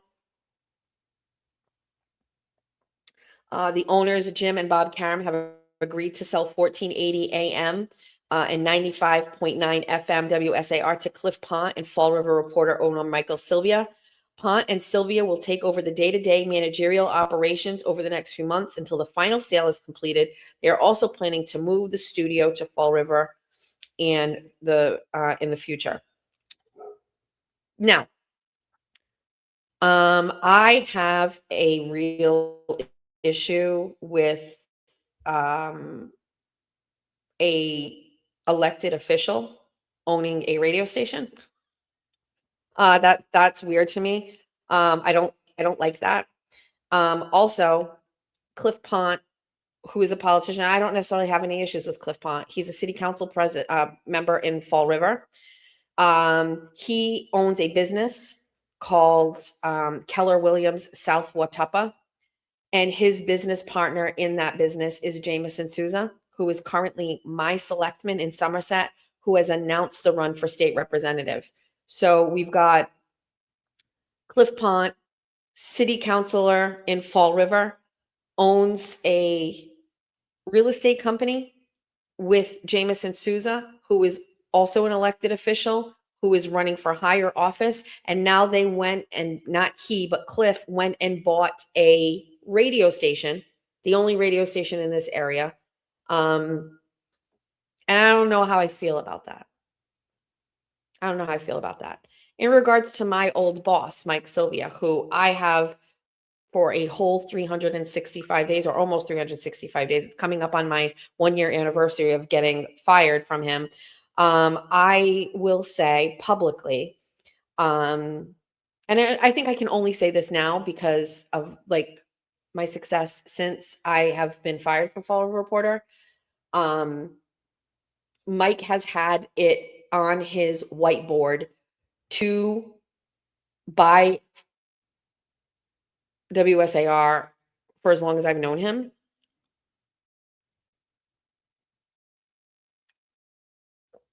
And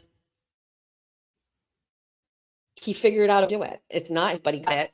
And he wanted to basically buy it so he could control it. Dor, we haven't used our Substack. It was on hiatus while I got the YouTube channel up, but that is where you will be reading the story that I talked about today. It will be on my Substack. And I know some people, when I was running my Substack, that has a fee that you can support. Almost everything I made on my Substack was public, but if you chose to subscribe to get early notification or anything that wasn't public, there was a $5 a month fee. I know a lot of people, once I said I was putting it on hiatus, backed off the subscriptions because there was no activity on it. I think maybe a couple stories here or there. If you're not a subscriber to the Substack, listen, I understand there's a lot of things here. So you could be a paid member here for $5 a month. You could be a paid member on my Substack. I think you can be a paid member on my X account.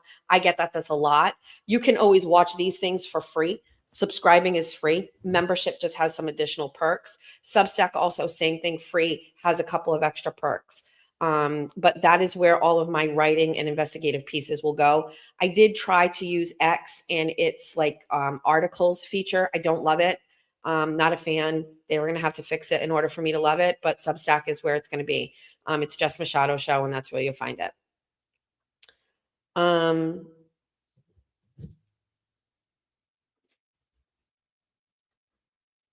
Hold on one second.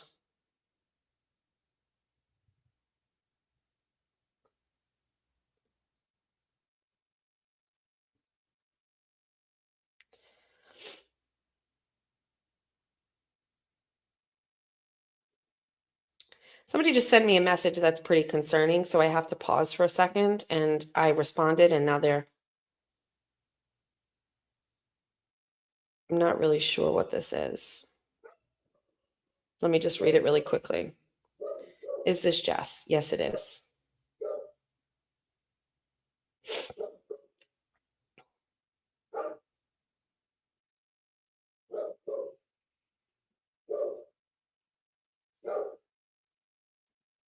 Just give me 1 second. This is so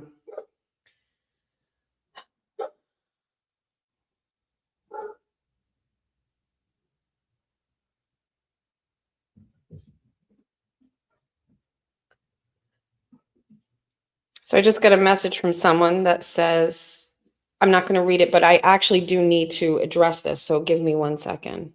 So anyway, Fall River Reporter, New Bedford Guide, they purchased WSAR with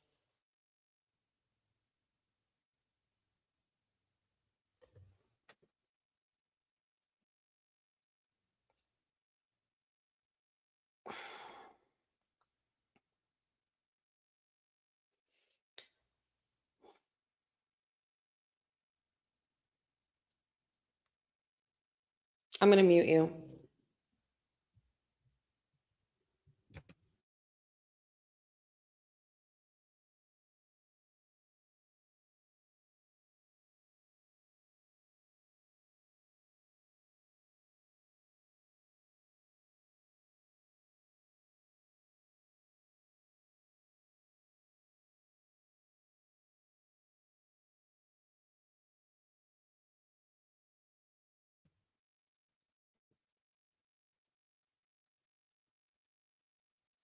So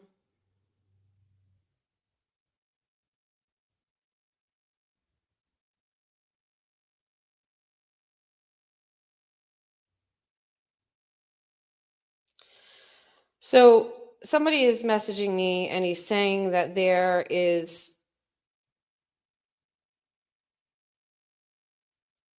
I mean, I do not, he's saying that there is an account of me that is up and that it is posting his information and his children's information.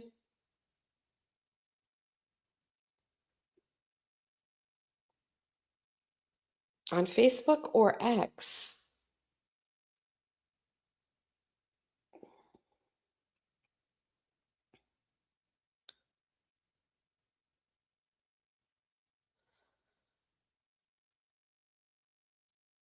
Is there stuff going on X that I don't know about? Because this is getting like,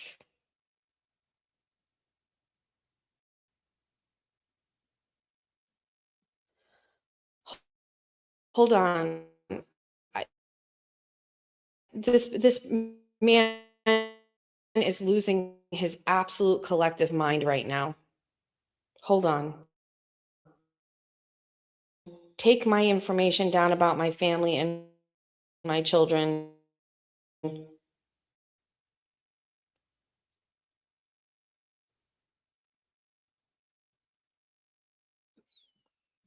you think somebody's like trying to get me to like discuss something on the internet and I'm not paying attention and like you know what I mean? Like, am I tagged in something?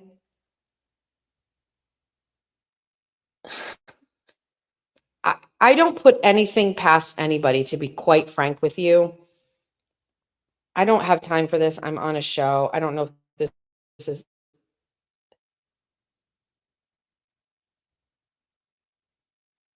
Listen, dude.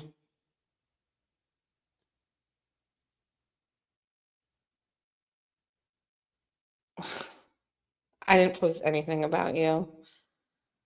I'm on a live stream.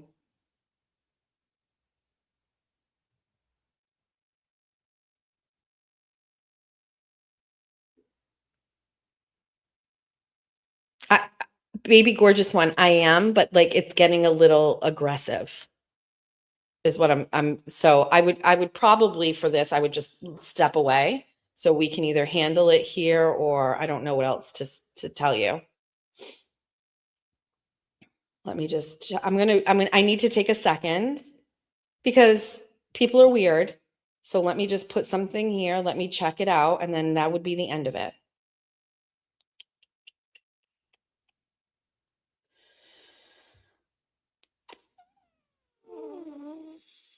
Alrighty, because the person, I'm going to the police about this. You're tagged in all of it. All right, let's go look at this person's Facebook page. We'll just do this in real time, everybody. Let's go look at their page.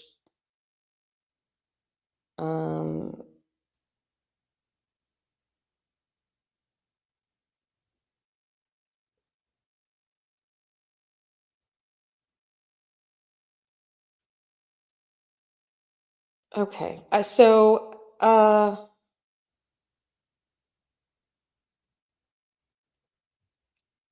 can't tell. I have no idea. And so basically, we're just going to say he said he's going to the police.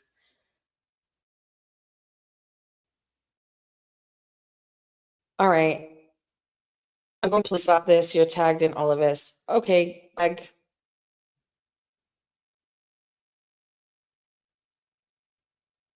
That sounds fine.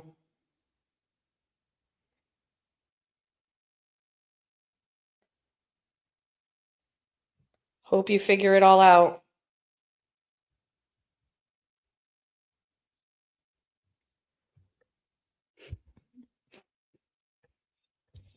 So the message is hi, not even hi. His name is Gregory Fagan. I'm not friends with him on Facebook.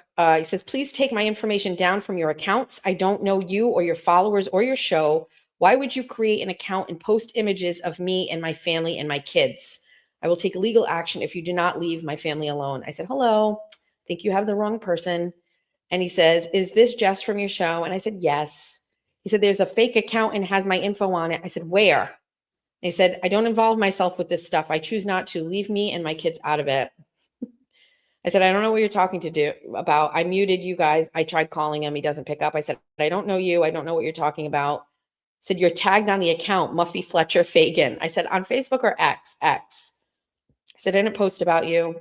He said, out of hand. I said, listen, dude,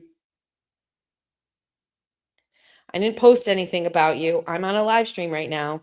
And he said, I'm going to the police about this. You're tagged in all of it. And I said, okay, Greg, sounds fine. Hope you figure it all out. And he said, I have. It's you. Do not talk about me. I don't know. Okay, Greg, listen, are you watching this right now? I don't know what the fuck you're talking about. I don't know who you are. I didn't post anything about you. Wait. Wait, is it the MLP lady? Just go to the police then, Greg. I don't know. What do you want me to do? Go to the police. I don't have time for this trash. Ooh, look at the bestie sending me information about Craig Thompson. Like, get in your car and zoom to the police department. Come and get me. I don't know. Listen, there's one thing like that I like. many years ago, this kind of stuff would be weird for me, where people would be like, first of all, there's something in my sunroom. I have to go get it. That's her last name. How do I find MLP though? I don't know. I have her blocked and I don't know her exact screen name. Hold on. Do I know how to find that? Is it ML? Okay. I can't see anything from her. I don't know anything about her. Go to the police. I have absolutely no idea what any of this stuff is. I mean, can people get can listen, I can't tell you. That would be amazing for content if somebody goes to the police and I get called down for a fucking fake account that I have nothing to do with. That is like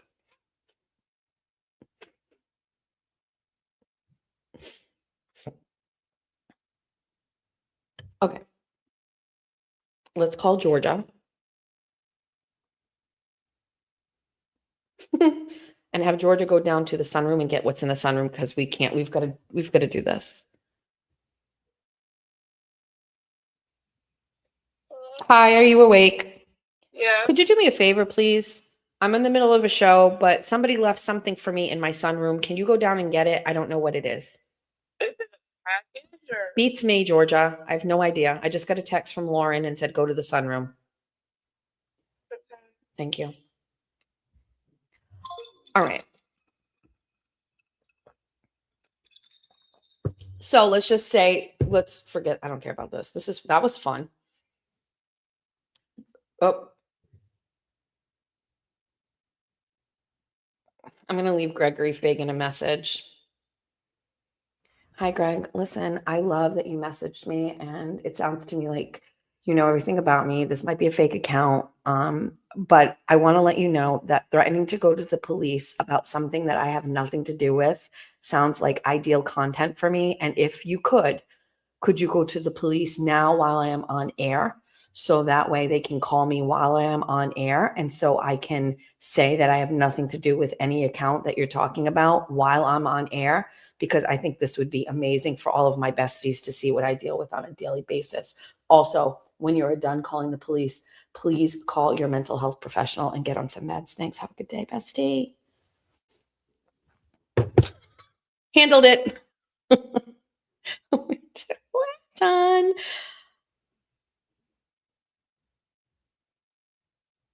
Okay. There's that.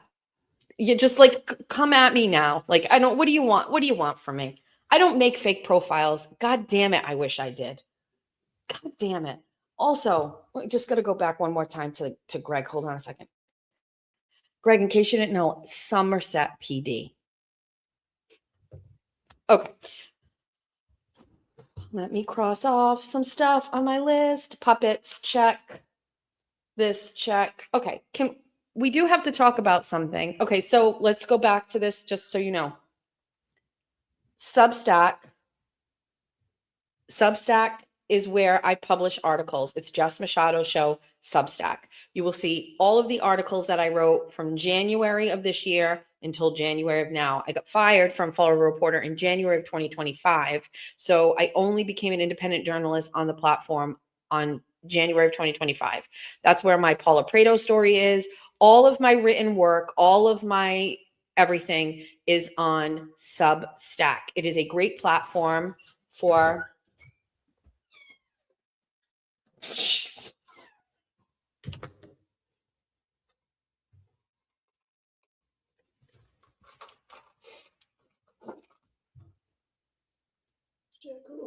Jack went to work.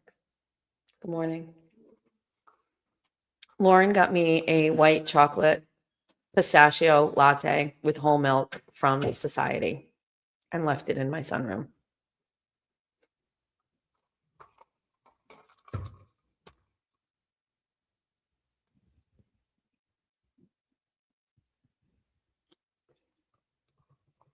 I've known Lauren since I was a little kid. We went to the same Catholic school. She was older than me. We talked about this on one of my shows with TT. She was dressed the best. She's tan. And Lauren is my mod, who is already back from dropping off her son at the airport. Thank you, pal. I love you.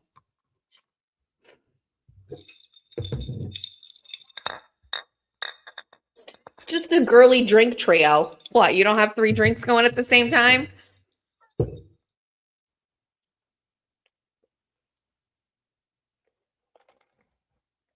Straw Fridays, by the way, for these.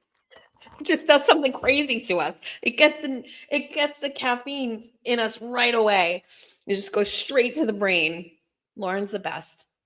So, what was I talking about before that happened? No straw. I have no idea what this person is. I'm excited to see what comes of this. This sounds like fun. That MLP lady, I don't know. I don't know. I can't see her stuff. LTL is seething with jealousy. We can't have a show go without talking about LTL. Don't worry about it. Anyway, Substack is where you can find all my work. I will say this, like Mike Sylvia, who owns Fall River Reporter, is a former military guy and is like conservative for the most part. He absolutely loathes what the Democrats are doing to Massachusetts. And, you know, when I worked there, I was very empowered to write about that, write about the politicians, make change, do investigative stuff. I don't know what happened at the end and why he got rid of me. That verdict is still out. I can't hear it. I have no idea, but I personally would say, 6 months ago, I still had a real chip on my shoulder about being fired, but now I don't, because I was able to parlay that into this. And so I'm less bitter about it. So I can put that all aside and I can say, like, congratulations to Mike. I know that is something he's always wanted to do, and he figured out a way to do it. Little iffy on the partnership there. Politicians owning radio stations. How close are we getting to like controlling the media? I'm not really sure. And then your business partner is also running for state rep. And so how fair is it going to be? I'm not really sure. I will tell you, anything from what WSAR was going forward will be an upgrade. But I had a little birdie tell me this a long time ago. So I've been sitting on it for a while. And by the way, so the person who fucking called me and told me out about it, do I get some sort of reward or some sort of credit for fucking not telling anybody? Because my lips were fucking sealed for over a month and a half. I never said anything.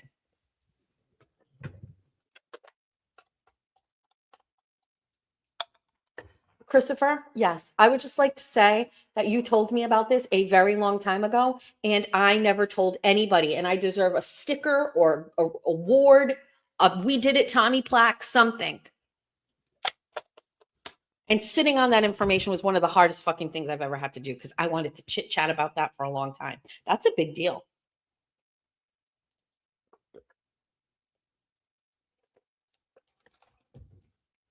Okay, so there's that. Next, we touched on this a little bit at the beginning, but we do have to talk about it.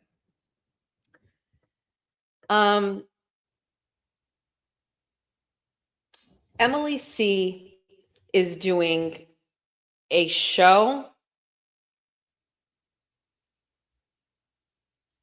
with Grant Smith Ellis, if I'm correct, and I am going to go and grab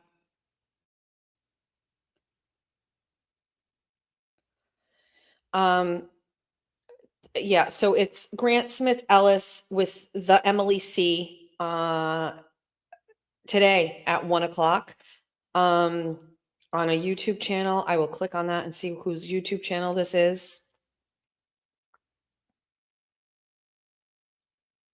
It is on Grant's. Okay, so here's where I'm at with this. Okay.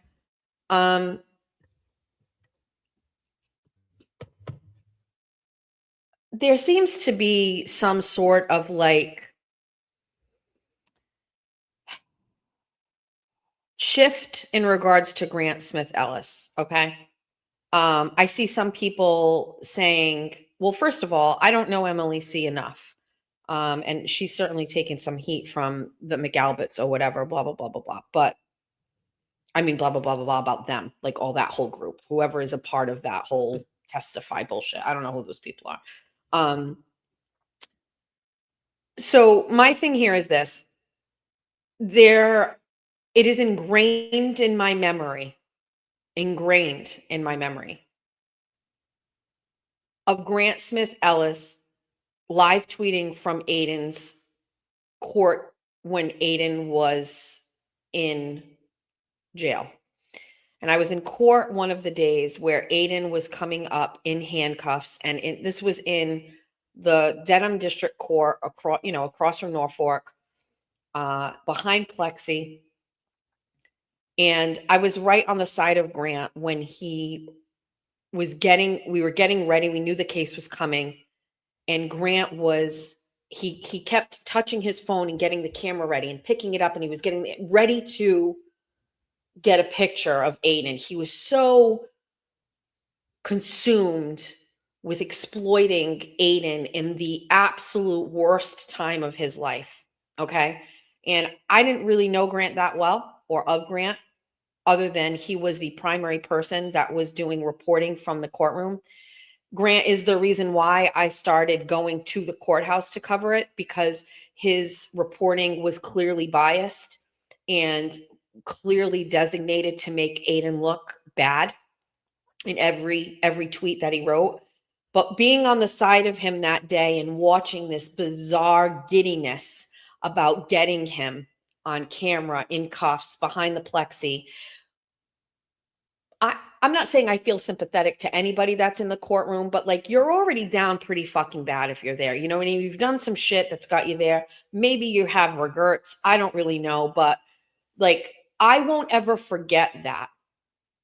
It was, on a human level, it was bizarre. It was like paparazzi-ish. It was like the people that killed Princess Diana weird. You know what I mean? Like, you've got to get that picture. And he like stood up and kind of pushed in front of me to get the picture. And I was like, the fuck, dude? What the fuck? You know what I mean? Like, you can just be there, and like, it was just like a frenzy to get it. And it was so weird. So there's that. Okay. So there's that.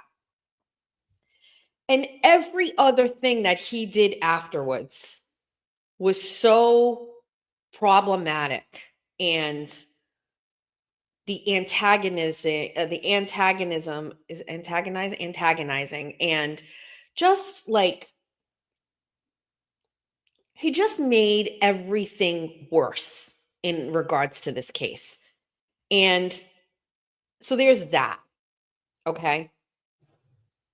Then my own interactions with Grant clearly were worthy of a restraining order, and it's been renewed. It comes up again for a renewal in March. And I am concerned that there is just a level of people that are feeling sympathetic and changing their tune on a person who is so unhinged and abnormal in social situations. And I'm not going to name names, but almost every single person from mainstream media was like, please get your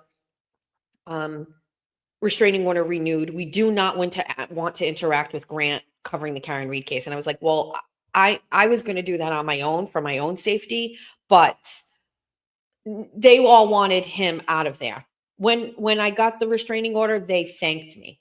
Like, I'm just telling you, I don't ever want to be in a space ever where Grant Smith Ellis is somehow normalized. That's my take on this. His behavior is unhinged. And I understand I have this very niche interaction with this guy, but as I can feel him running up the steps after me at Norfolk. I can feel him. I can hear him running, and I can feel him pushing his body, and that crazy, like, when somebody believes that I touched them and I never touched them, and they're saying with such conviction on camera, and they don't fucking care. They don't care. That's crazy. That's crazy. And I don't know why Emily is doing a show with a person that is crazy, because Emily doesn't seem crazy. So I don't know why we're normalizing someone who has been so fucking destructive And everybody has a redemption story. Everybody can fucking, do whatever. Like, you can change your life or whatever. I don't see any redemption at this point. I don't see him changing his behaviors. I see legal cases between him and his mother. I see her kicking him out. I see all of this weird shit. I don't fucking understand what's going on. But there was nobody more surprised than me when I got a screenshot sent to me of Emily C doing a show with him. I don't think somebody who acts that way should be, I don't know.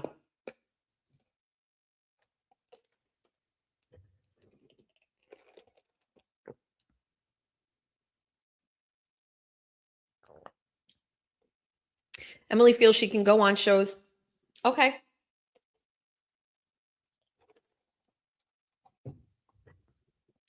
I would also like to say that the reason I feel so strongly about this is because the internet is one thing, but physical touch is another. So I understand, unless there's somebody else that's been accosted by Grant or whatever, that's completely different to me. But like, we talk all the time about like the internet and real life and words and all of these things like that. Like, I think more than anybody, I get it every day. I get troll accounts that are dedicated to me and my body. I get Brian LTL like extracting portions of my show and then writing long posts and tagging attorneys and the Reed family and all of these things like that. And like, I can handle all of those things. The only thing online I couldn't handle was Meredith, making a video and basically saying fuck the Jews. That crossed a line only just because of how I feel about the anti-Semitism in the United States and my own children. But with that being said, Grant crossed a line and got physical, and that's just real life to me. You know what I mean? That's the real life. So I will take what people are saying in the comment section and say, you interviewed Kate Peter. Okay, fair enough. Fair enough.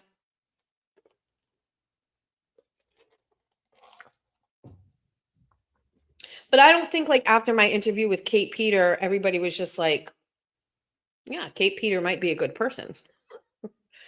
Emily seems like a decent person. Yes. I mean, listen, this is today. And so I saw it like this morning I got it, or it's like it came to me overnight. Like my take on it is like, I understand like there's this other stuff going on with the Testify people putting out a video about her. That to me is just, I'm wondering, like, of all of the people in the world that they could go after, I find it peculiar that they picked Emily, and I'm wondering, like, what's the strategy behind that? Like, what, you know what I mean? Like, what is the strategy to go after Emily C? Like, it doesn't, I don't know. There's like far more like in-depth characters in this whole thing. And she's harmless. Do you know what I mean? Like she's more entertaining than anything. The only thing I can think of is like she recently has done like this whole drama-free thing with Aiden. And so maybe they are like, let's just go after her and stop that. Maybe like scare her into not doing it. You know what I mean? I don't know. I just couldn't believe that that's somebody that they picked. It's crazy to me to go after her. Like there's a lot of other people you could pick.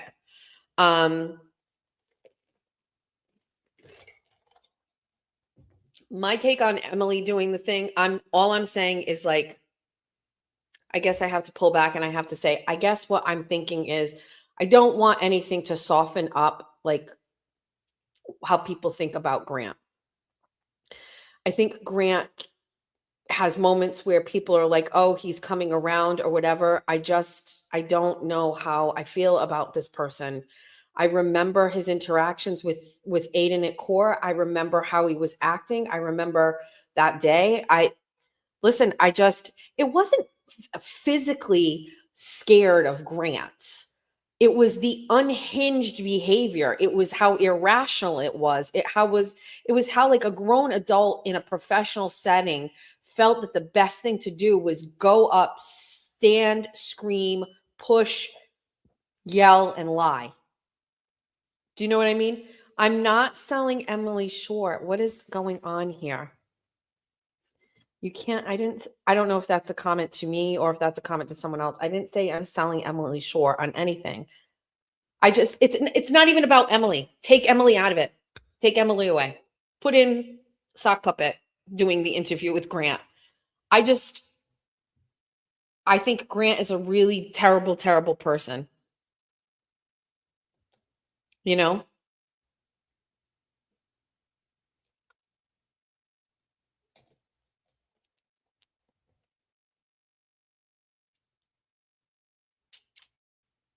Let me pull up my chat so I can see better.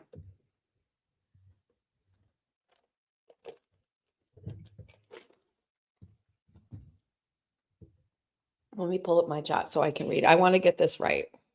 I don't want to.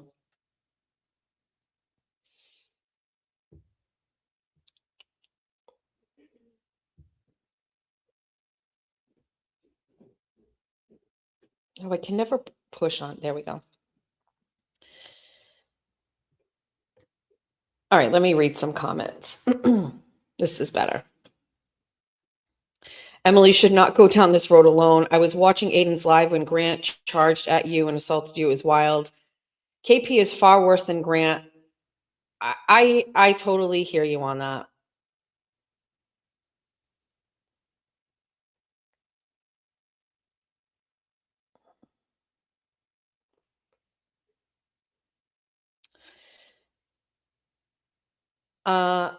Well, I mean, so I see like people going back and forth on Emily. It's not even about Emily. I said it's like, oh, this isn't about Emily. This is about the normalizing of Grant Smith Ellis's behavior. It doesn't matter if it's Emily, it doesn't matter who it is. And I guess I'm listening to feedback in real time and people saying, well, you had Kate Peter on. I never had the intention of like, you know what? I stand corrected. I'll allow it. Not say allow it, but you know what I mean? Like, okay, you're right. I needed to hear all of those sides. Maybe I'm wrong about this. Emily is their target so Aiden can get back into the drama. That's what I meant about the whole thing with putting her on there. It just doesn't make sense.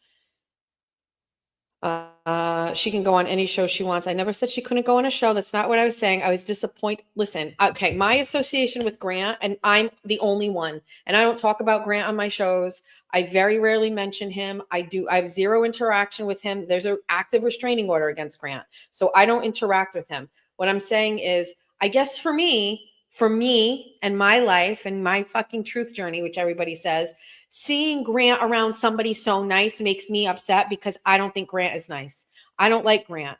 I think Grant is unhinged and weird. I think he's dangerous. I think he's an asshole. I think he was a dick. I have all of these feelings about Grant. And when I see Grant and I see Emily, I start going, no, she's better than that. So that's what I meant by this. Not like Emily don't fucking do it or who the fuck is Emily think she is. That's not how it was in this situation here at all. It was me just explaining how I felt about that, which by the way, that's what I do here. I explain how I feel about shit. So, and it's not even just Emily. Give me another person that's super sweet and nice. Drop another fucking name. I don't know. It could be anybody. Like it's anybody with Grant. That's how I feel. That's it. A lot of people vilified you after having Kate Peter on 100%. It's not even so much that I'm looking out for Emily. Like Emily's a big girl. Like does her own thing. Like, I do understand where you're coming from with this topic.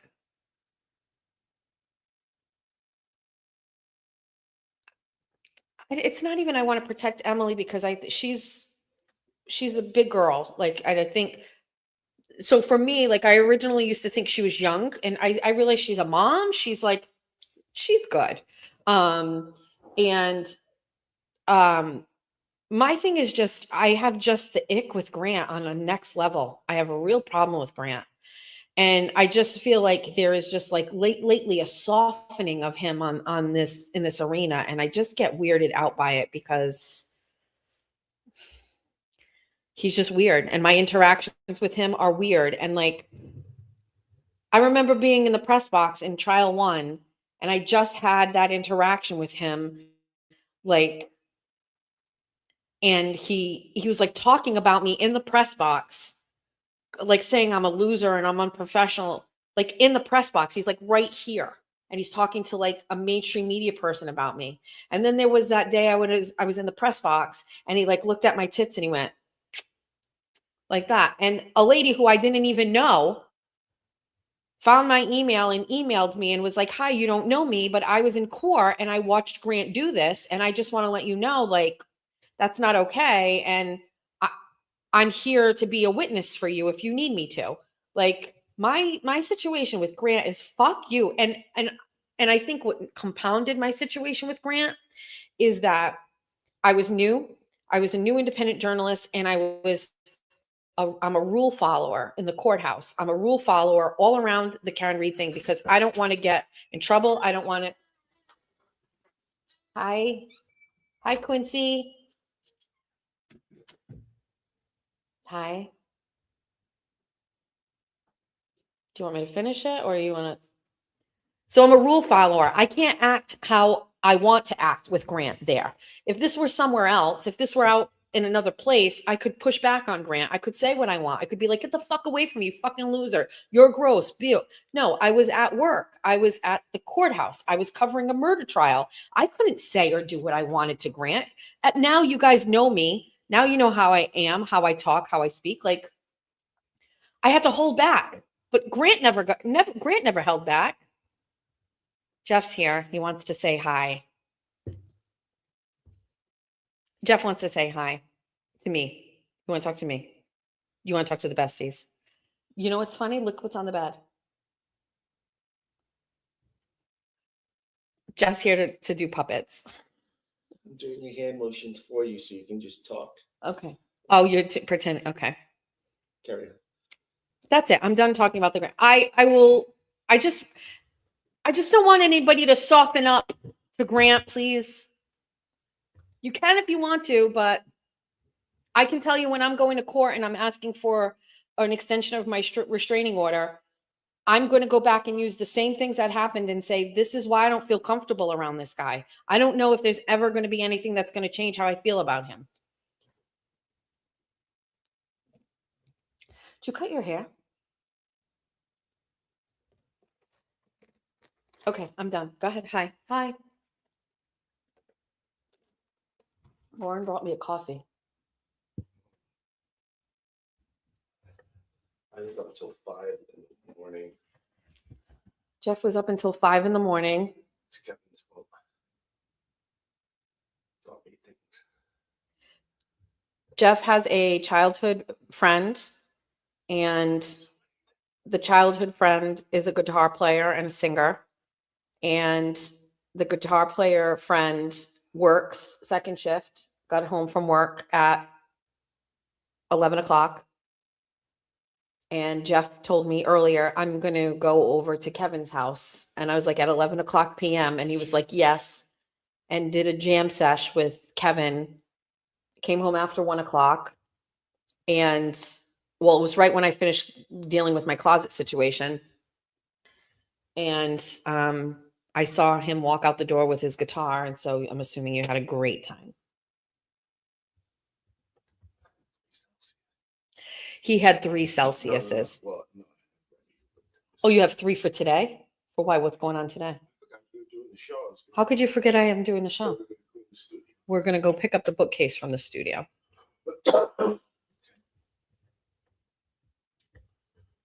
Yeah, you taught me cheat codes. Can you do a puppet situation with me if I need you to? I'm always here for a good time. Jeff said he will do it. Somebody's talking about Jeff's valid guitar journey.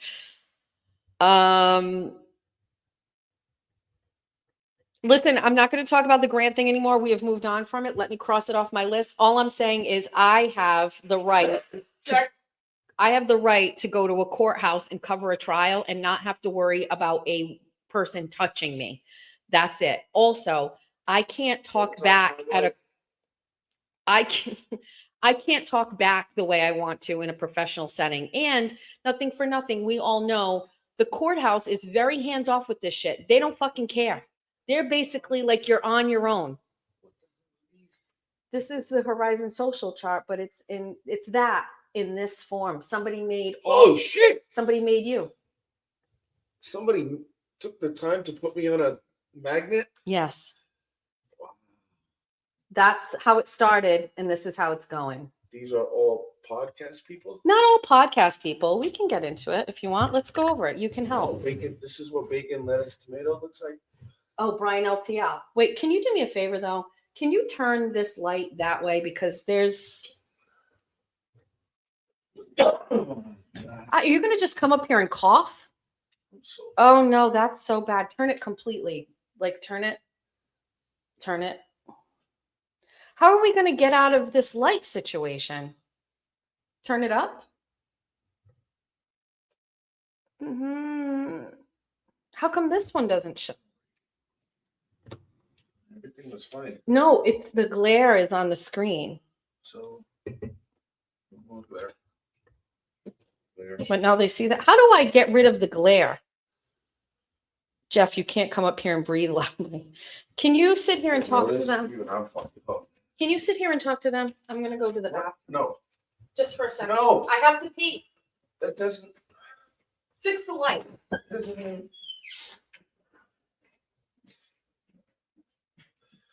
All right, I'll read comments.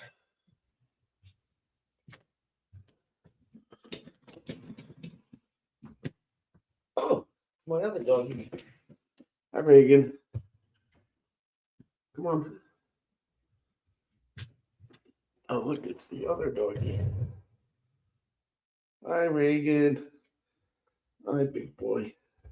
That's my wolf. He's for the bad people. And they try to come to my house. Yeah, I also build guitars too. That's cool. I learned a lot of cheat codes yesterday with my buddy. And then I stayed up for 4 hours till 5 o'clock in the morning. I'm hurting. I'm hurting bad. It's okay. Nothing that Celsius can't fix.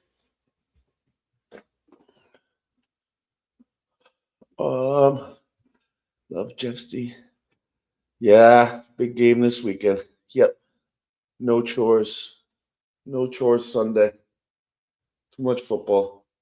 Also, my Hurricanes are in the championship, and we're going to take down the Hoosiers. Okay. So I'm riding high with football this year. Say it again. What?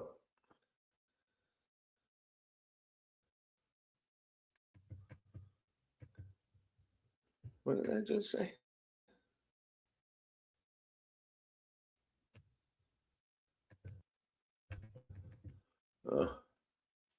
Oops, not supposed to move the camera. You go Steelers. Or who are the Steelers playing? Houston. That's a tough one.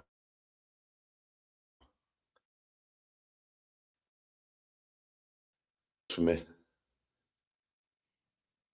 Oh yeah, my fingers. I can't feel. This one is okay. These three are gone. Absolutely numb. I can't even type anymore.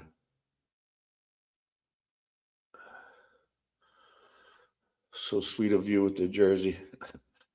I haven't dropped it off to her yet. I have to go by the library. I've been working too late. The lady works till 4 and I keep on getting home late. But I've got jerseys for the boy. That was a wild story in the laundromat. It will go away, play every day. Yeah, it doesn't hurt me. My fingers, they don't hurt anymore.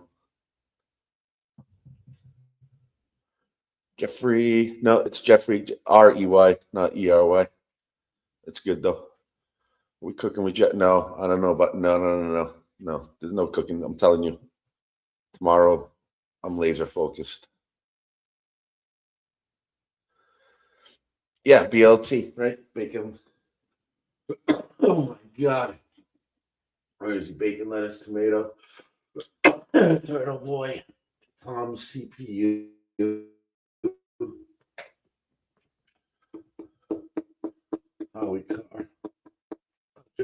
met him. I like him. Good recipes. MAGA. Will. I feel like I met him, right? Didn't I meet Will? JFK, but not really JFK. Ray from D. I changed that name. It's Ray from Dallas. Cheech. You know Cheech? I do. How do I know Cheech? Have you met Cheech? Cheech loves you. I haven't met any of these people except, and I've never really met him. And Jimmy. who's that? Danny, he runs the Rat House Media. Rat House. Rat Media? Chats. What are they like? Who else do you have Those- questions about? Those people. These pretty boys. Nathan Reed and James Jackson are pretty boys, Jeff says. So pretty. Look, that's a scary picture. I don't know. It just looks that his eyes are bugging out in that picture. Micro dots. He's great. Dina. She's great. She looks like she's here for the party. That guy's mean to me on the end, Mike. Which one? Mike. Oh my God. You're not supposed to judge people on, first impressions, but judging by that picture, God, if he doesn't like you, I'd love to punch him right in his. Jeffrey! Get off. Get out. Get out. Get out. You can't say that. Get out. Jesus. That's going to sorry. get clipped. Oh, I'm not in this universe. I'm just married to you. But if he's being mean to you, I can say whatever I want. Okay. And if he's got a problem, we can have how do we say it, besties? We can have a cup of coffee and discuss. He's mean to me. And Douche. And where's the other one? Isn't he mean to you? That's it's this one and him. Somebody did his hair before his toupee. He's mean to Why is he me. have a toupee? He's Wait, very that's not real hair? That's- I'm confused. We don't think it's real hair. That's fake hair. Why are you so big on everybody having fake hair? What do you mean, You know this guy. Howie? Used to like you, Howie. Now you're a doucher. Mean. Who's this one posing for? Is he like the new Backstreet Boys? Jeff has a lot of questions about James Jackson. He is a rapper. He that is a rapper? I think so. I don't know. Or I used the term and I got in trouble for it. is he trying to revive In Sync? I listen. This is Brian. rapper. All right, I have to do this, but this is his parody account. Everybody wants to be a rapper. This lady is also Is he a rapper because he can't sing? no. Oh. This lady is very, very, very mean to me. Holy mother of God. She's she's trying to wear the hat, but it's kind of like to cover up her hair that she didn't have enough time to do in the She's morning. very She got the mean. makeup on. Very, very mean to me. Nan. Naniel. She looks like Altman. Who's Altman? Rocco. Is he okay? He's not okay. Oh, Wait. he's got a nice Italian. I like fucking guys. Italian people. We can do the whole chart. This is the Horizon social line. If we like them, they go up top. If we don't like them, they go on the Why are bottom. they on top? Put I them was on the just bottom. okay. Can I sit and you Get can them on the bottom. hold on? Get them below the horizon I have and to. move this guy to the top. That's where you usually. Thank you. The pinnacle of the horizon. That's where you They call usually. that the pinnacle where it all meets. Can I sit We'll here? put you like right here. No, It's Jeffrey. right here. Hold on. Get out of my seat. Almost. Look at how you're almost. at the Get- top. Just a They little bit can't of see. space. Get out of my seat, There's a and then little you bit of can do space. this activity with me. Ah! No, This is what I do. I'm an agent. you're gonna knock I'm this an down. agent of chaos. 100%. Oh, my puppy!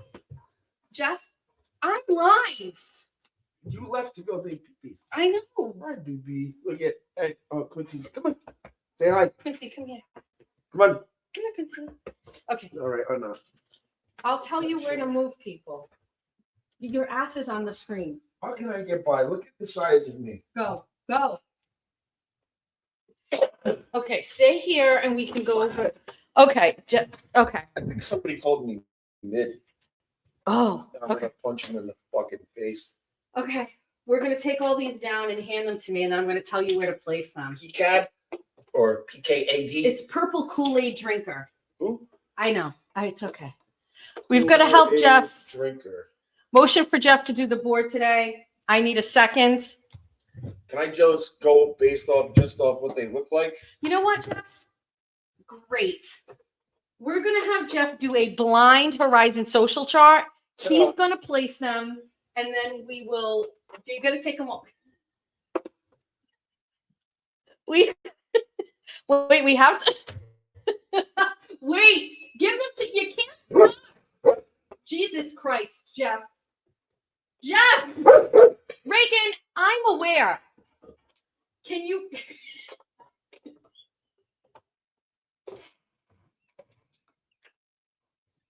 Oh my God. Give me. Nathan Reed. You can't put him down. It looks all right. Okay, wait. I have. He's borderline. I can't tell. She may be angry about something. She's just. I have met Will. Will, you're right there, buddy. Jeff, stop. Ray from the D because he's Ray from D. What's this? Bestie verse. It's just all the besties. Okay, I need to see them first. Okay, well, you can replace these, but I got to show them to. Oh my God. Just drink your Celsius. Time for your weird management. Micromanagement. Hi, welcome to the Horizon Social Chart 3.0. My guest today is Jess Machado. He is going to assist us on where to place people. Why do I need a nap? Thanks to our besties. Okay, Jeffrey, here's the first person on the Horizon Social Chart. It is you. Place yourself on the Horizon Social Chart. That's not even on the chart. Exactly. I'm off the charts. Carry on. Let me see. Jessica. Jesus Christ. Okay. That's where everybody wants to try and get. Okay. The next person, you get no context. You don't know anything. Okay. Yeah, I'm sorry if you're a nice person. That's okay. but I'm You gonna just go judge by you off your looks. Okay. Or I'm going to judge you by one picture. Okay. This is attorney Mark Betterow. Oh, attorney. God. Strike one. This is Danny. He runs a channel called Rat House Media. Yeah, he looks like somebody's husband in town, if you know what I mean. Sorry, Dan. No, nice guy. No. You guys are like this. At the end, you're going to be able to make adjustments. Okay. Next is Will the Glarer. But I met him. Okay. So Put him where you want to put him. he gets to be above it. Okay.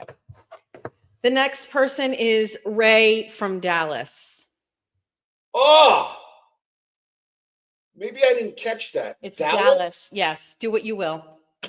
He's on the floor. No, I like Texas. I'm just playing. But during football season, you're on the floor, Ray. Okay. Alrighty. Just because it's football season, Ray. Sorry. This is Scott, and he's a Free Karen Reed supporter. I can just be on the middle. Can you be on? That's the middle? good. Yeah, you can be right on the middle. That's totally fine. I don't really know. I Okay. don't want to shit on Karen Reed supporters. The next is Howie Carr. He looks okay. He looks older. Maybe he's not. I don't know. Oh God. Oh, Howie. Yeah, Howie gets the floor. Jesus Christ. They got to be on the board. No, they don't. Okay. Not on my Horizon chart. Dina. Karen's. I shouldn't even give any context. No context at all. Dina. Dina looks like she's in my family. Maybe. Okay. She just looks like I don't know, somebody from my family. Okay. So maybe we can relate. This is Dina. Attorney Bradle. Brattle? Bradle. I hate attorneys. I don't hate it. Yeah, I do. What kind of attorney? Divorce? No. Criminal defense attorney. Criminal defense attorney. I had a criminal defense attorney. He got me out Yeah, of jail. but we know how most of that goes. Okay. This is Mary B. Mary B. Just go in the middle. I got nothing on Mary. Thank you. Nick Rocco. You know, well, You're allowed to ask one question. We're making you're allowed is to he ask Italian? chat. Is Nick Rocco Is he really Italian? Italian, or is this some fake bullshit? Hold on. Because if he's Irish, it's over. Mary B is from Chat Rats. I don't know what any of that means. Yes, he's Italian. Or he thinks he is, they said. Wait, hang on. Thinking is not being. I don't think I'm Portuguese. I am Portuguese. He's either Italian or he's not. With a name like Rocco, I got to assume nobody from any other nationality would take this name and run with it. We don't know, actually. The verdict is out. Nobody Is knows. the Pope Catholic? That's a great question. He is. Okay. See, you get to be on the horizon, because it seems like my wife might have had some kind of issues. But because you're Italian, I'll give you a benefit of the doubt so far. Okay, thank you. This And is you got your suit, that's what a white rapper should look like. But anyway. Esty.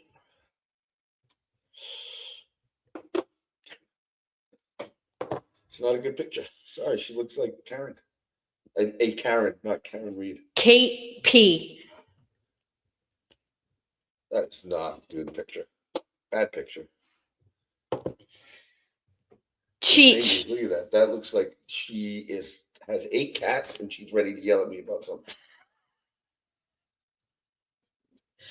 Cheech. You had mentioned this lady's nice. She's smiling. She looks pleasant. And you said something nice about her. So She used to be in a category called Lesbians We Love. Attorney Melanie Little. Every attorney goes down the bottom. Emily C. See what? I don't know what she sees. C. Emily C. She has the kind of face that we don't get along. Jesus. Jimmy. Jimbo.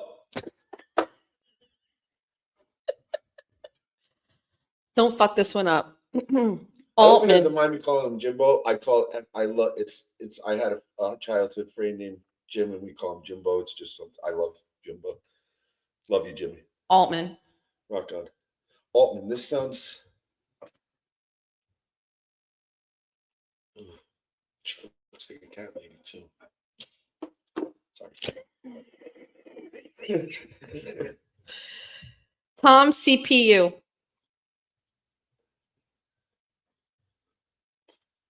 Why does he call himself CPU? I don't know. Damn, you said I'm allowed to ask a question. You gotta answer some things. I think it has to do with computers. What is he? I don't know. Tom. You got your one question. It's a very glary picture. I can't really. He's just south of it. I can't really tell. Alrighty. The bestie verse. This is all the besties. Here's your favorite. James Jackson.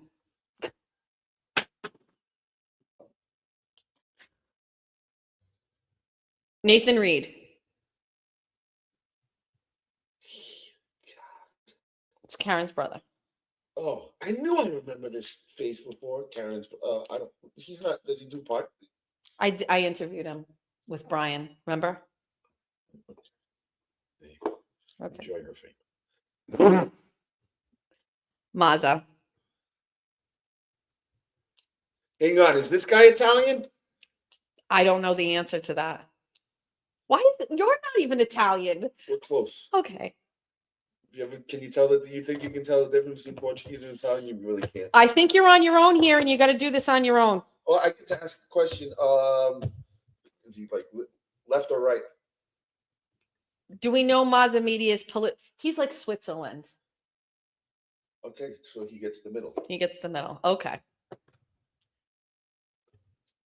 Lindsay. This picture scares me. Wait, is that Aiden on it? To fuck? Something to fuck? Ready to fuck. She's ready to fuck Aiden? Yes. Like literally or like fuck him over? Both actually. Crazy bitch.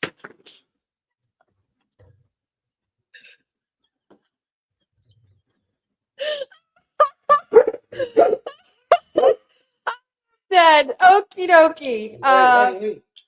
Okay. Stop. Both. The answer is both. Microdots. Micro dots? Yep. I just look at the. I don't want to say anything wrong. I don't know. No.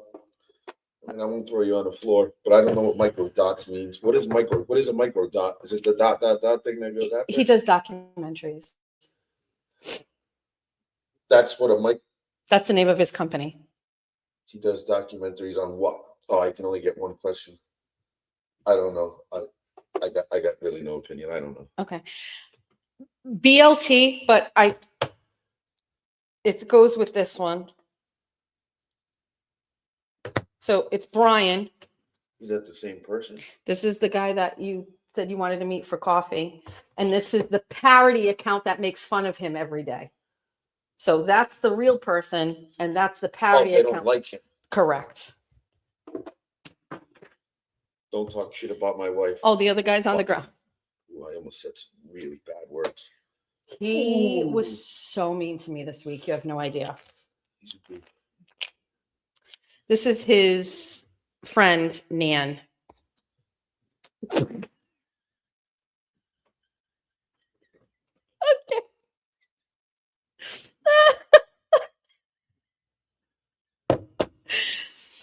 This is JFK. He is also, well, I won't say anything. Mean JFK. to you? Nope. Oh, he's another rapper. Yep. Because he's got sleeve tattoos. That's how you get hard in the hood. This is Baker. Oh.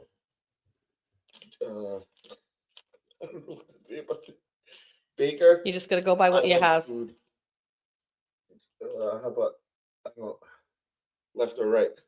I have no idea. I only get one question. I don't know. Some of these pictures are tough, but it's neutral. I don't know. Aiden Carney. You know, I like Aiden, but he causes a lot of drama. But he's not above anybody. He's never actually talked to me, so he gets to go. No, he can go right on. You can go. He never talked to me. The rest of these people. Oh, he's. Yeah, you've talked to Will. Yeah, You've talked to Jimmy. You have to. A lot of drama. Sorry, too much for me. Erica. Not saying Aiden's a bad guy. He does good work. Erica. How many cats does she own? None. Oh, I don't know you, and you don't own cats. So Flip. Flip. This is such a creepy. That's not a. That's a bad picture. Do what you want. Is that the profile picture? Do what you want. I have Is no he mean to idea. you? No, he was not mean to me. I was mean to him. Why? I got involved in something I shouldn't have been involved in. That's sad. He gets to go above the horizon. Don't be mean to people if you don't have to be. He's an Eagles fan. Oh! Just flip those fucking magnets is what we just did. You put Flip above me? He's because he's an Eagles fan. Whatever. This Go is your Birds. purple Kool-Aid drinker. What? And don't ask me any questions about him. I don't know. Maybe the chat knows. I don't know. Looks like me and him might get along for what it's worth. Okay. Big dude's got a beard. Yep.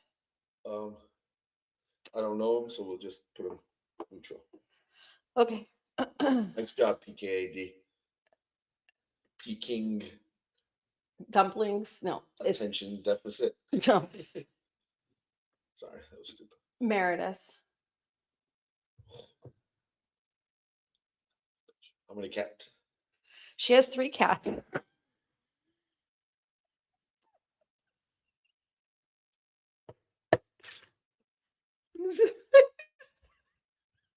You don't know who that is, do you? It's a very It's okay. I'm happy for it, but it's no. I great. do. I've heard her name, and I feel like it's gone bad. It's yes. So and then I heard something about cats. So Yep. on the floor you go. Last The one. floor is for you, Last one. Mike. Yep. His glasses. He's neat. Oh. That's it. Wait, I need to make. Wait, it's okay. We need to make a motion to accept.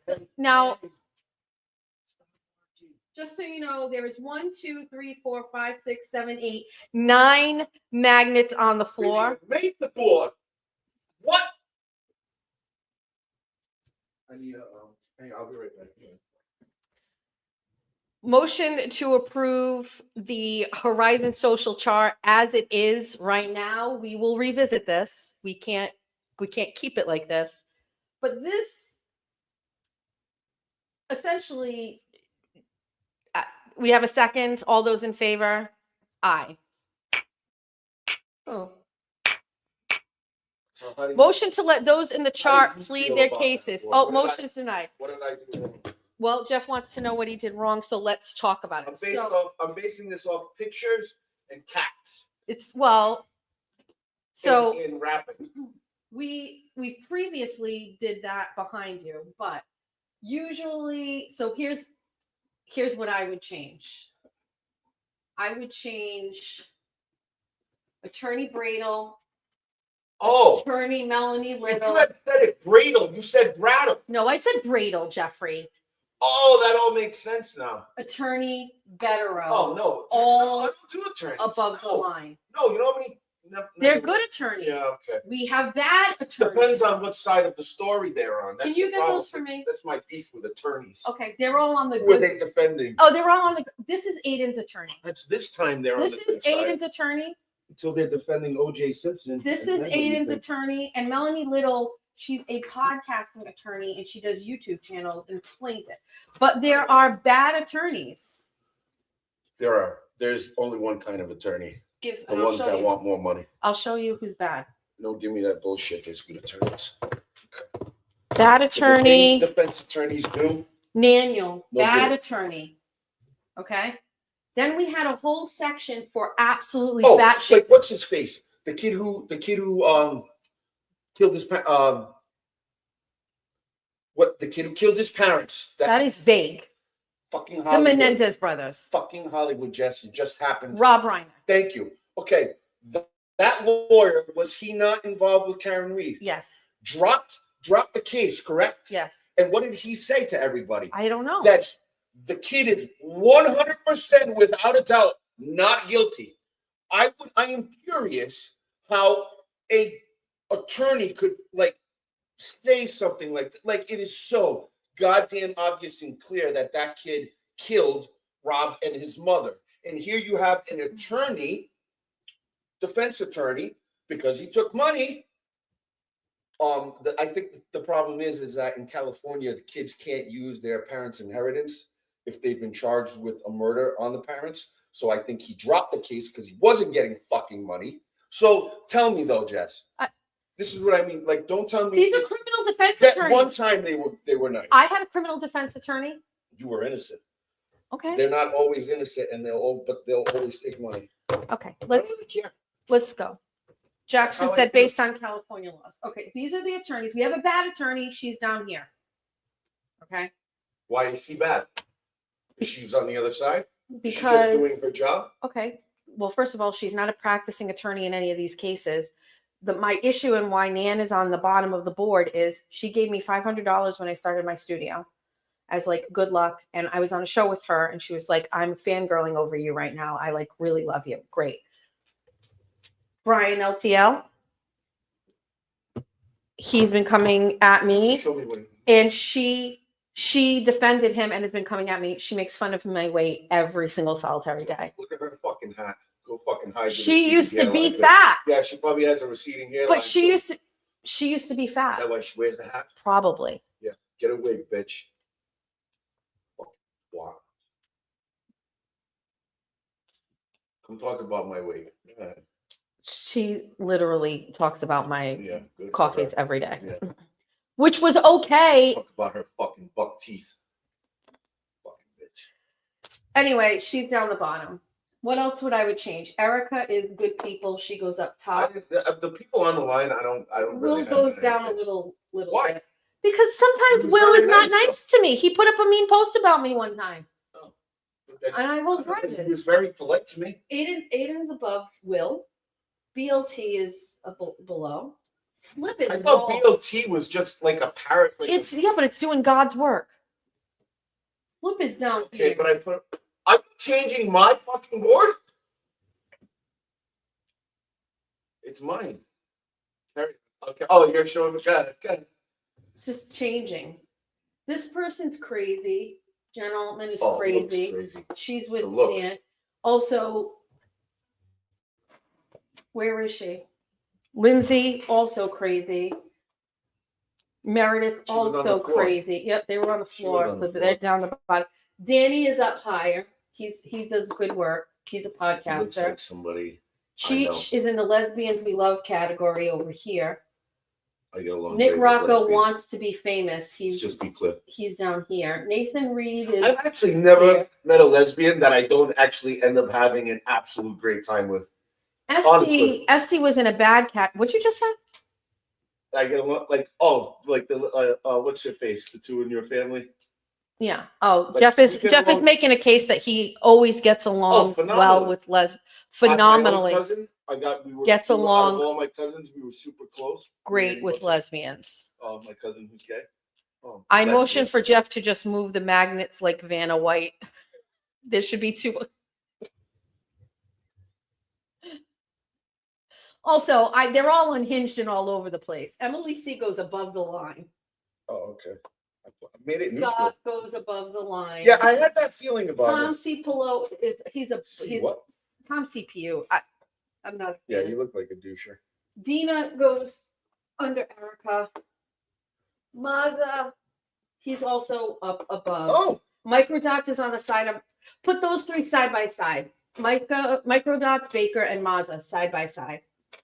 they look like just plain white bread. Esty is Like they look like they provide nothing that I. a care lot of about. people don't like Esty, but she saw where she was on the first social chart and then made a video to try to get us to move her up the social chart. So we need to put her above the line. I'm sorry. Where did I have her? Neutral?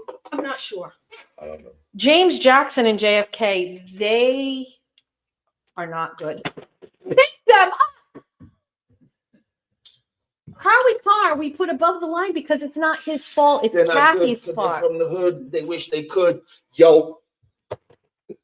Okay, so where's James Jackson? Jesus Christ. Esty's above. You see that? Right. You see how I put that right James together? Jackson below. JFK. Don't you dare. Right, Reagan. Tell him to stop. Howie Carr goes on the line. It's not his fault. He's married to Kathy. It's not. Fuck. Okie dokie. Ray for Dallas. We're not even sure Hey, this is a real you hear about person. Fall River Reporter? Yes, Bess. What are they gonna go? Is Fall River Reporter going liberal now? I want to There's let no you way. know I've known about this. They're not gonna convince the Karens what they can and cannot say. The Karens are out. They sold You WSA. sure about that? They're moving it to Fall River. It sounded They're like it was a moving it. collaboration. It's only until the sale is final. They've already been taking over for the past 30 days. I've known about this for forever and I couldn't tell anybody. Fuck him too. I know. Well, I just did a whole thing about how I felt like I had a chip on my shoulder about him firing me, but look Yeah, how much well, better I do tough without shit. him. Fuck him. Okay. Ray from Dallas, I'm not sure is even a real person. And I know he served. It still doesn't mean you can't be a douche. What's what? No, Ray from Dallas. Ray It's from- Dallas. Okay. Sorry, Ray. Just take out the D. Make it a P. Brian is bad, the worst of the worst. All the way Oh, off yeah. by himself. I told you, just throw it on the floor. And also Mike is all the way by himself. Look at that picture. God almighty. I know. And Kate Peter is also down here with him. Cat lady. That's it. She's got like 7. That's it. She lost 2 of her You kids fucked up my whole thing. to DSS. She doesn't even have 2 kids. Brito, you all talk about lawyers. Wait till they're defending somebody you don't fucking like. Then we'll see how fucking doing changes on lawyers. Oh, they're so good. It all depends on who they're defending. We don't have All they care about is money in the end. we don't have more. This is the first batch of these. We don't have we don't have the rest of them. So there's a bunch of people that were on the first chart that we don't have. She didn't send me a Nurse Kim. She didn't send me. Can you bring me that? Hold on. This. Karen Reed isn't on it. Nurse Kim isn't on it. David Yannetti, Sue O'Connell, Olivia, Kayla Churchill. Like there's a lot. So we will. I don't even know half these people. It's kind of a douche move to say things about people I don't know. But Jess at Jeff, yours should scorch earth about Brian. All right. So nap time at the Machado hi, house. Jeff. Let me read some starred items because I think there's new members. Mr. Monk's understudy became a new member. Just Another Murph became a new member. Karen Sutter became a new member, and so Dandy became a new member. Hi, besties. Thank you. All right. So let me go through my list. Stats, Rise, and Social chart.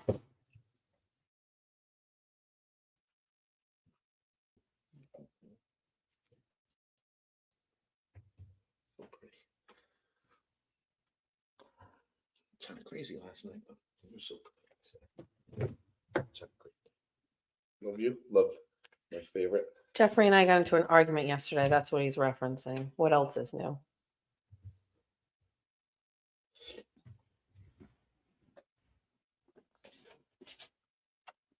I forgive you.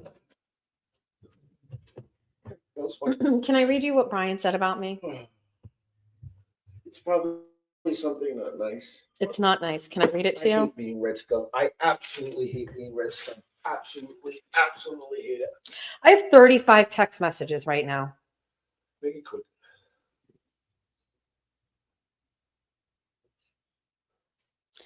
Brian LTL.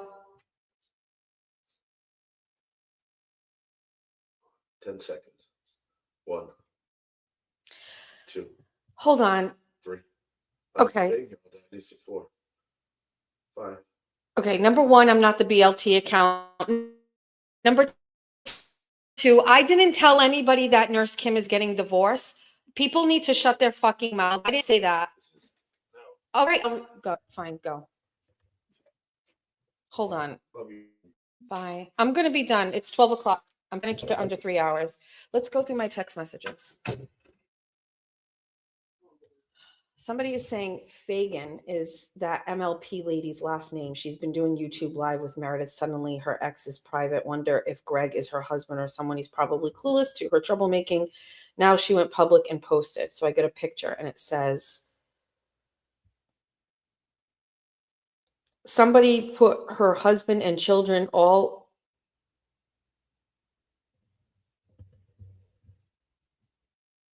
Is that account that I got a message from MLP's husband?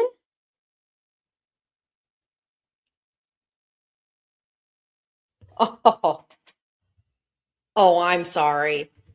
Am I getting,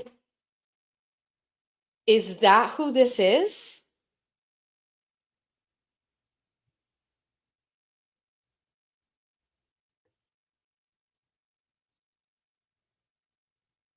That's who this is.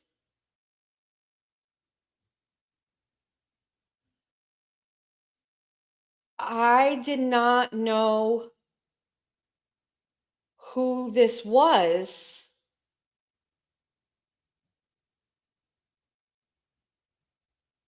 Hold on a second. I just want to make sure. So the person that was sending this to me is MLP's husband. So this woman is telling her husband that I'm behind something And that has absolutely nothing to do with me. So she told her husband, I just want to, this is her husband threatening to go to the police because your wife is telling you things that aren't true, sir. I don't know what you're talking about. Thank you to the bestie who sent this, but obviously, see, I just got to be honest with you. I do not look at this stuff. Hold on.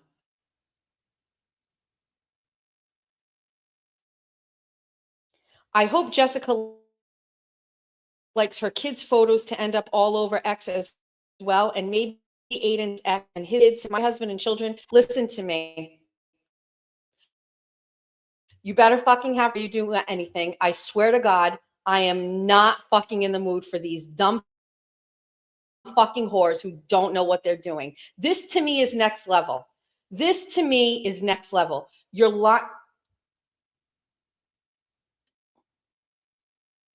not a fan of Nurse Kim, but Messica just told the world she is getting a divorce. I didn't tell the world anything.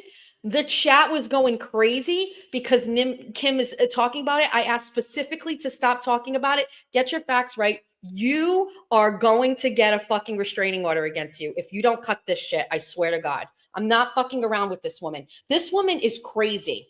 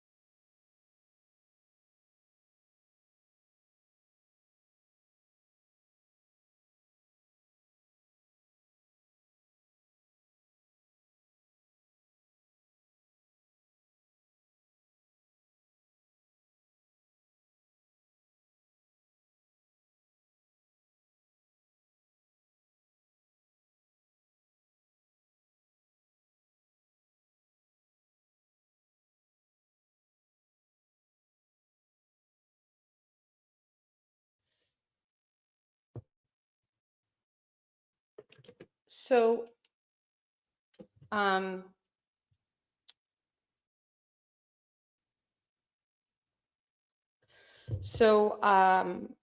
we're going to be ending this show right now.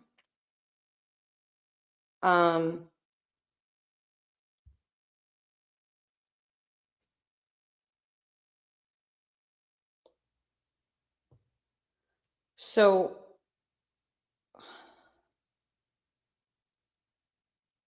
yeah. So this MLP lady, I didn't, okay. All of this stuff is one thing. There is a screenshot that was just sent to me of MLP saying, it's on, can't wait for the wedding of sweet Julia and Aiden. So that is where we're ending this. We are done here for today, and for the indefinite future. That is a threat to my daughter and my children and my family. And so we are done with this. Okay. We're done. We're going to make a couple of phone calls and we're going to handle this a completely different way. I'm going to tell you something right now. That's it. We're done. We're done.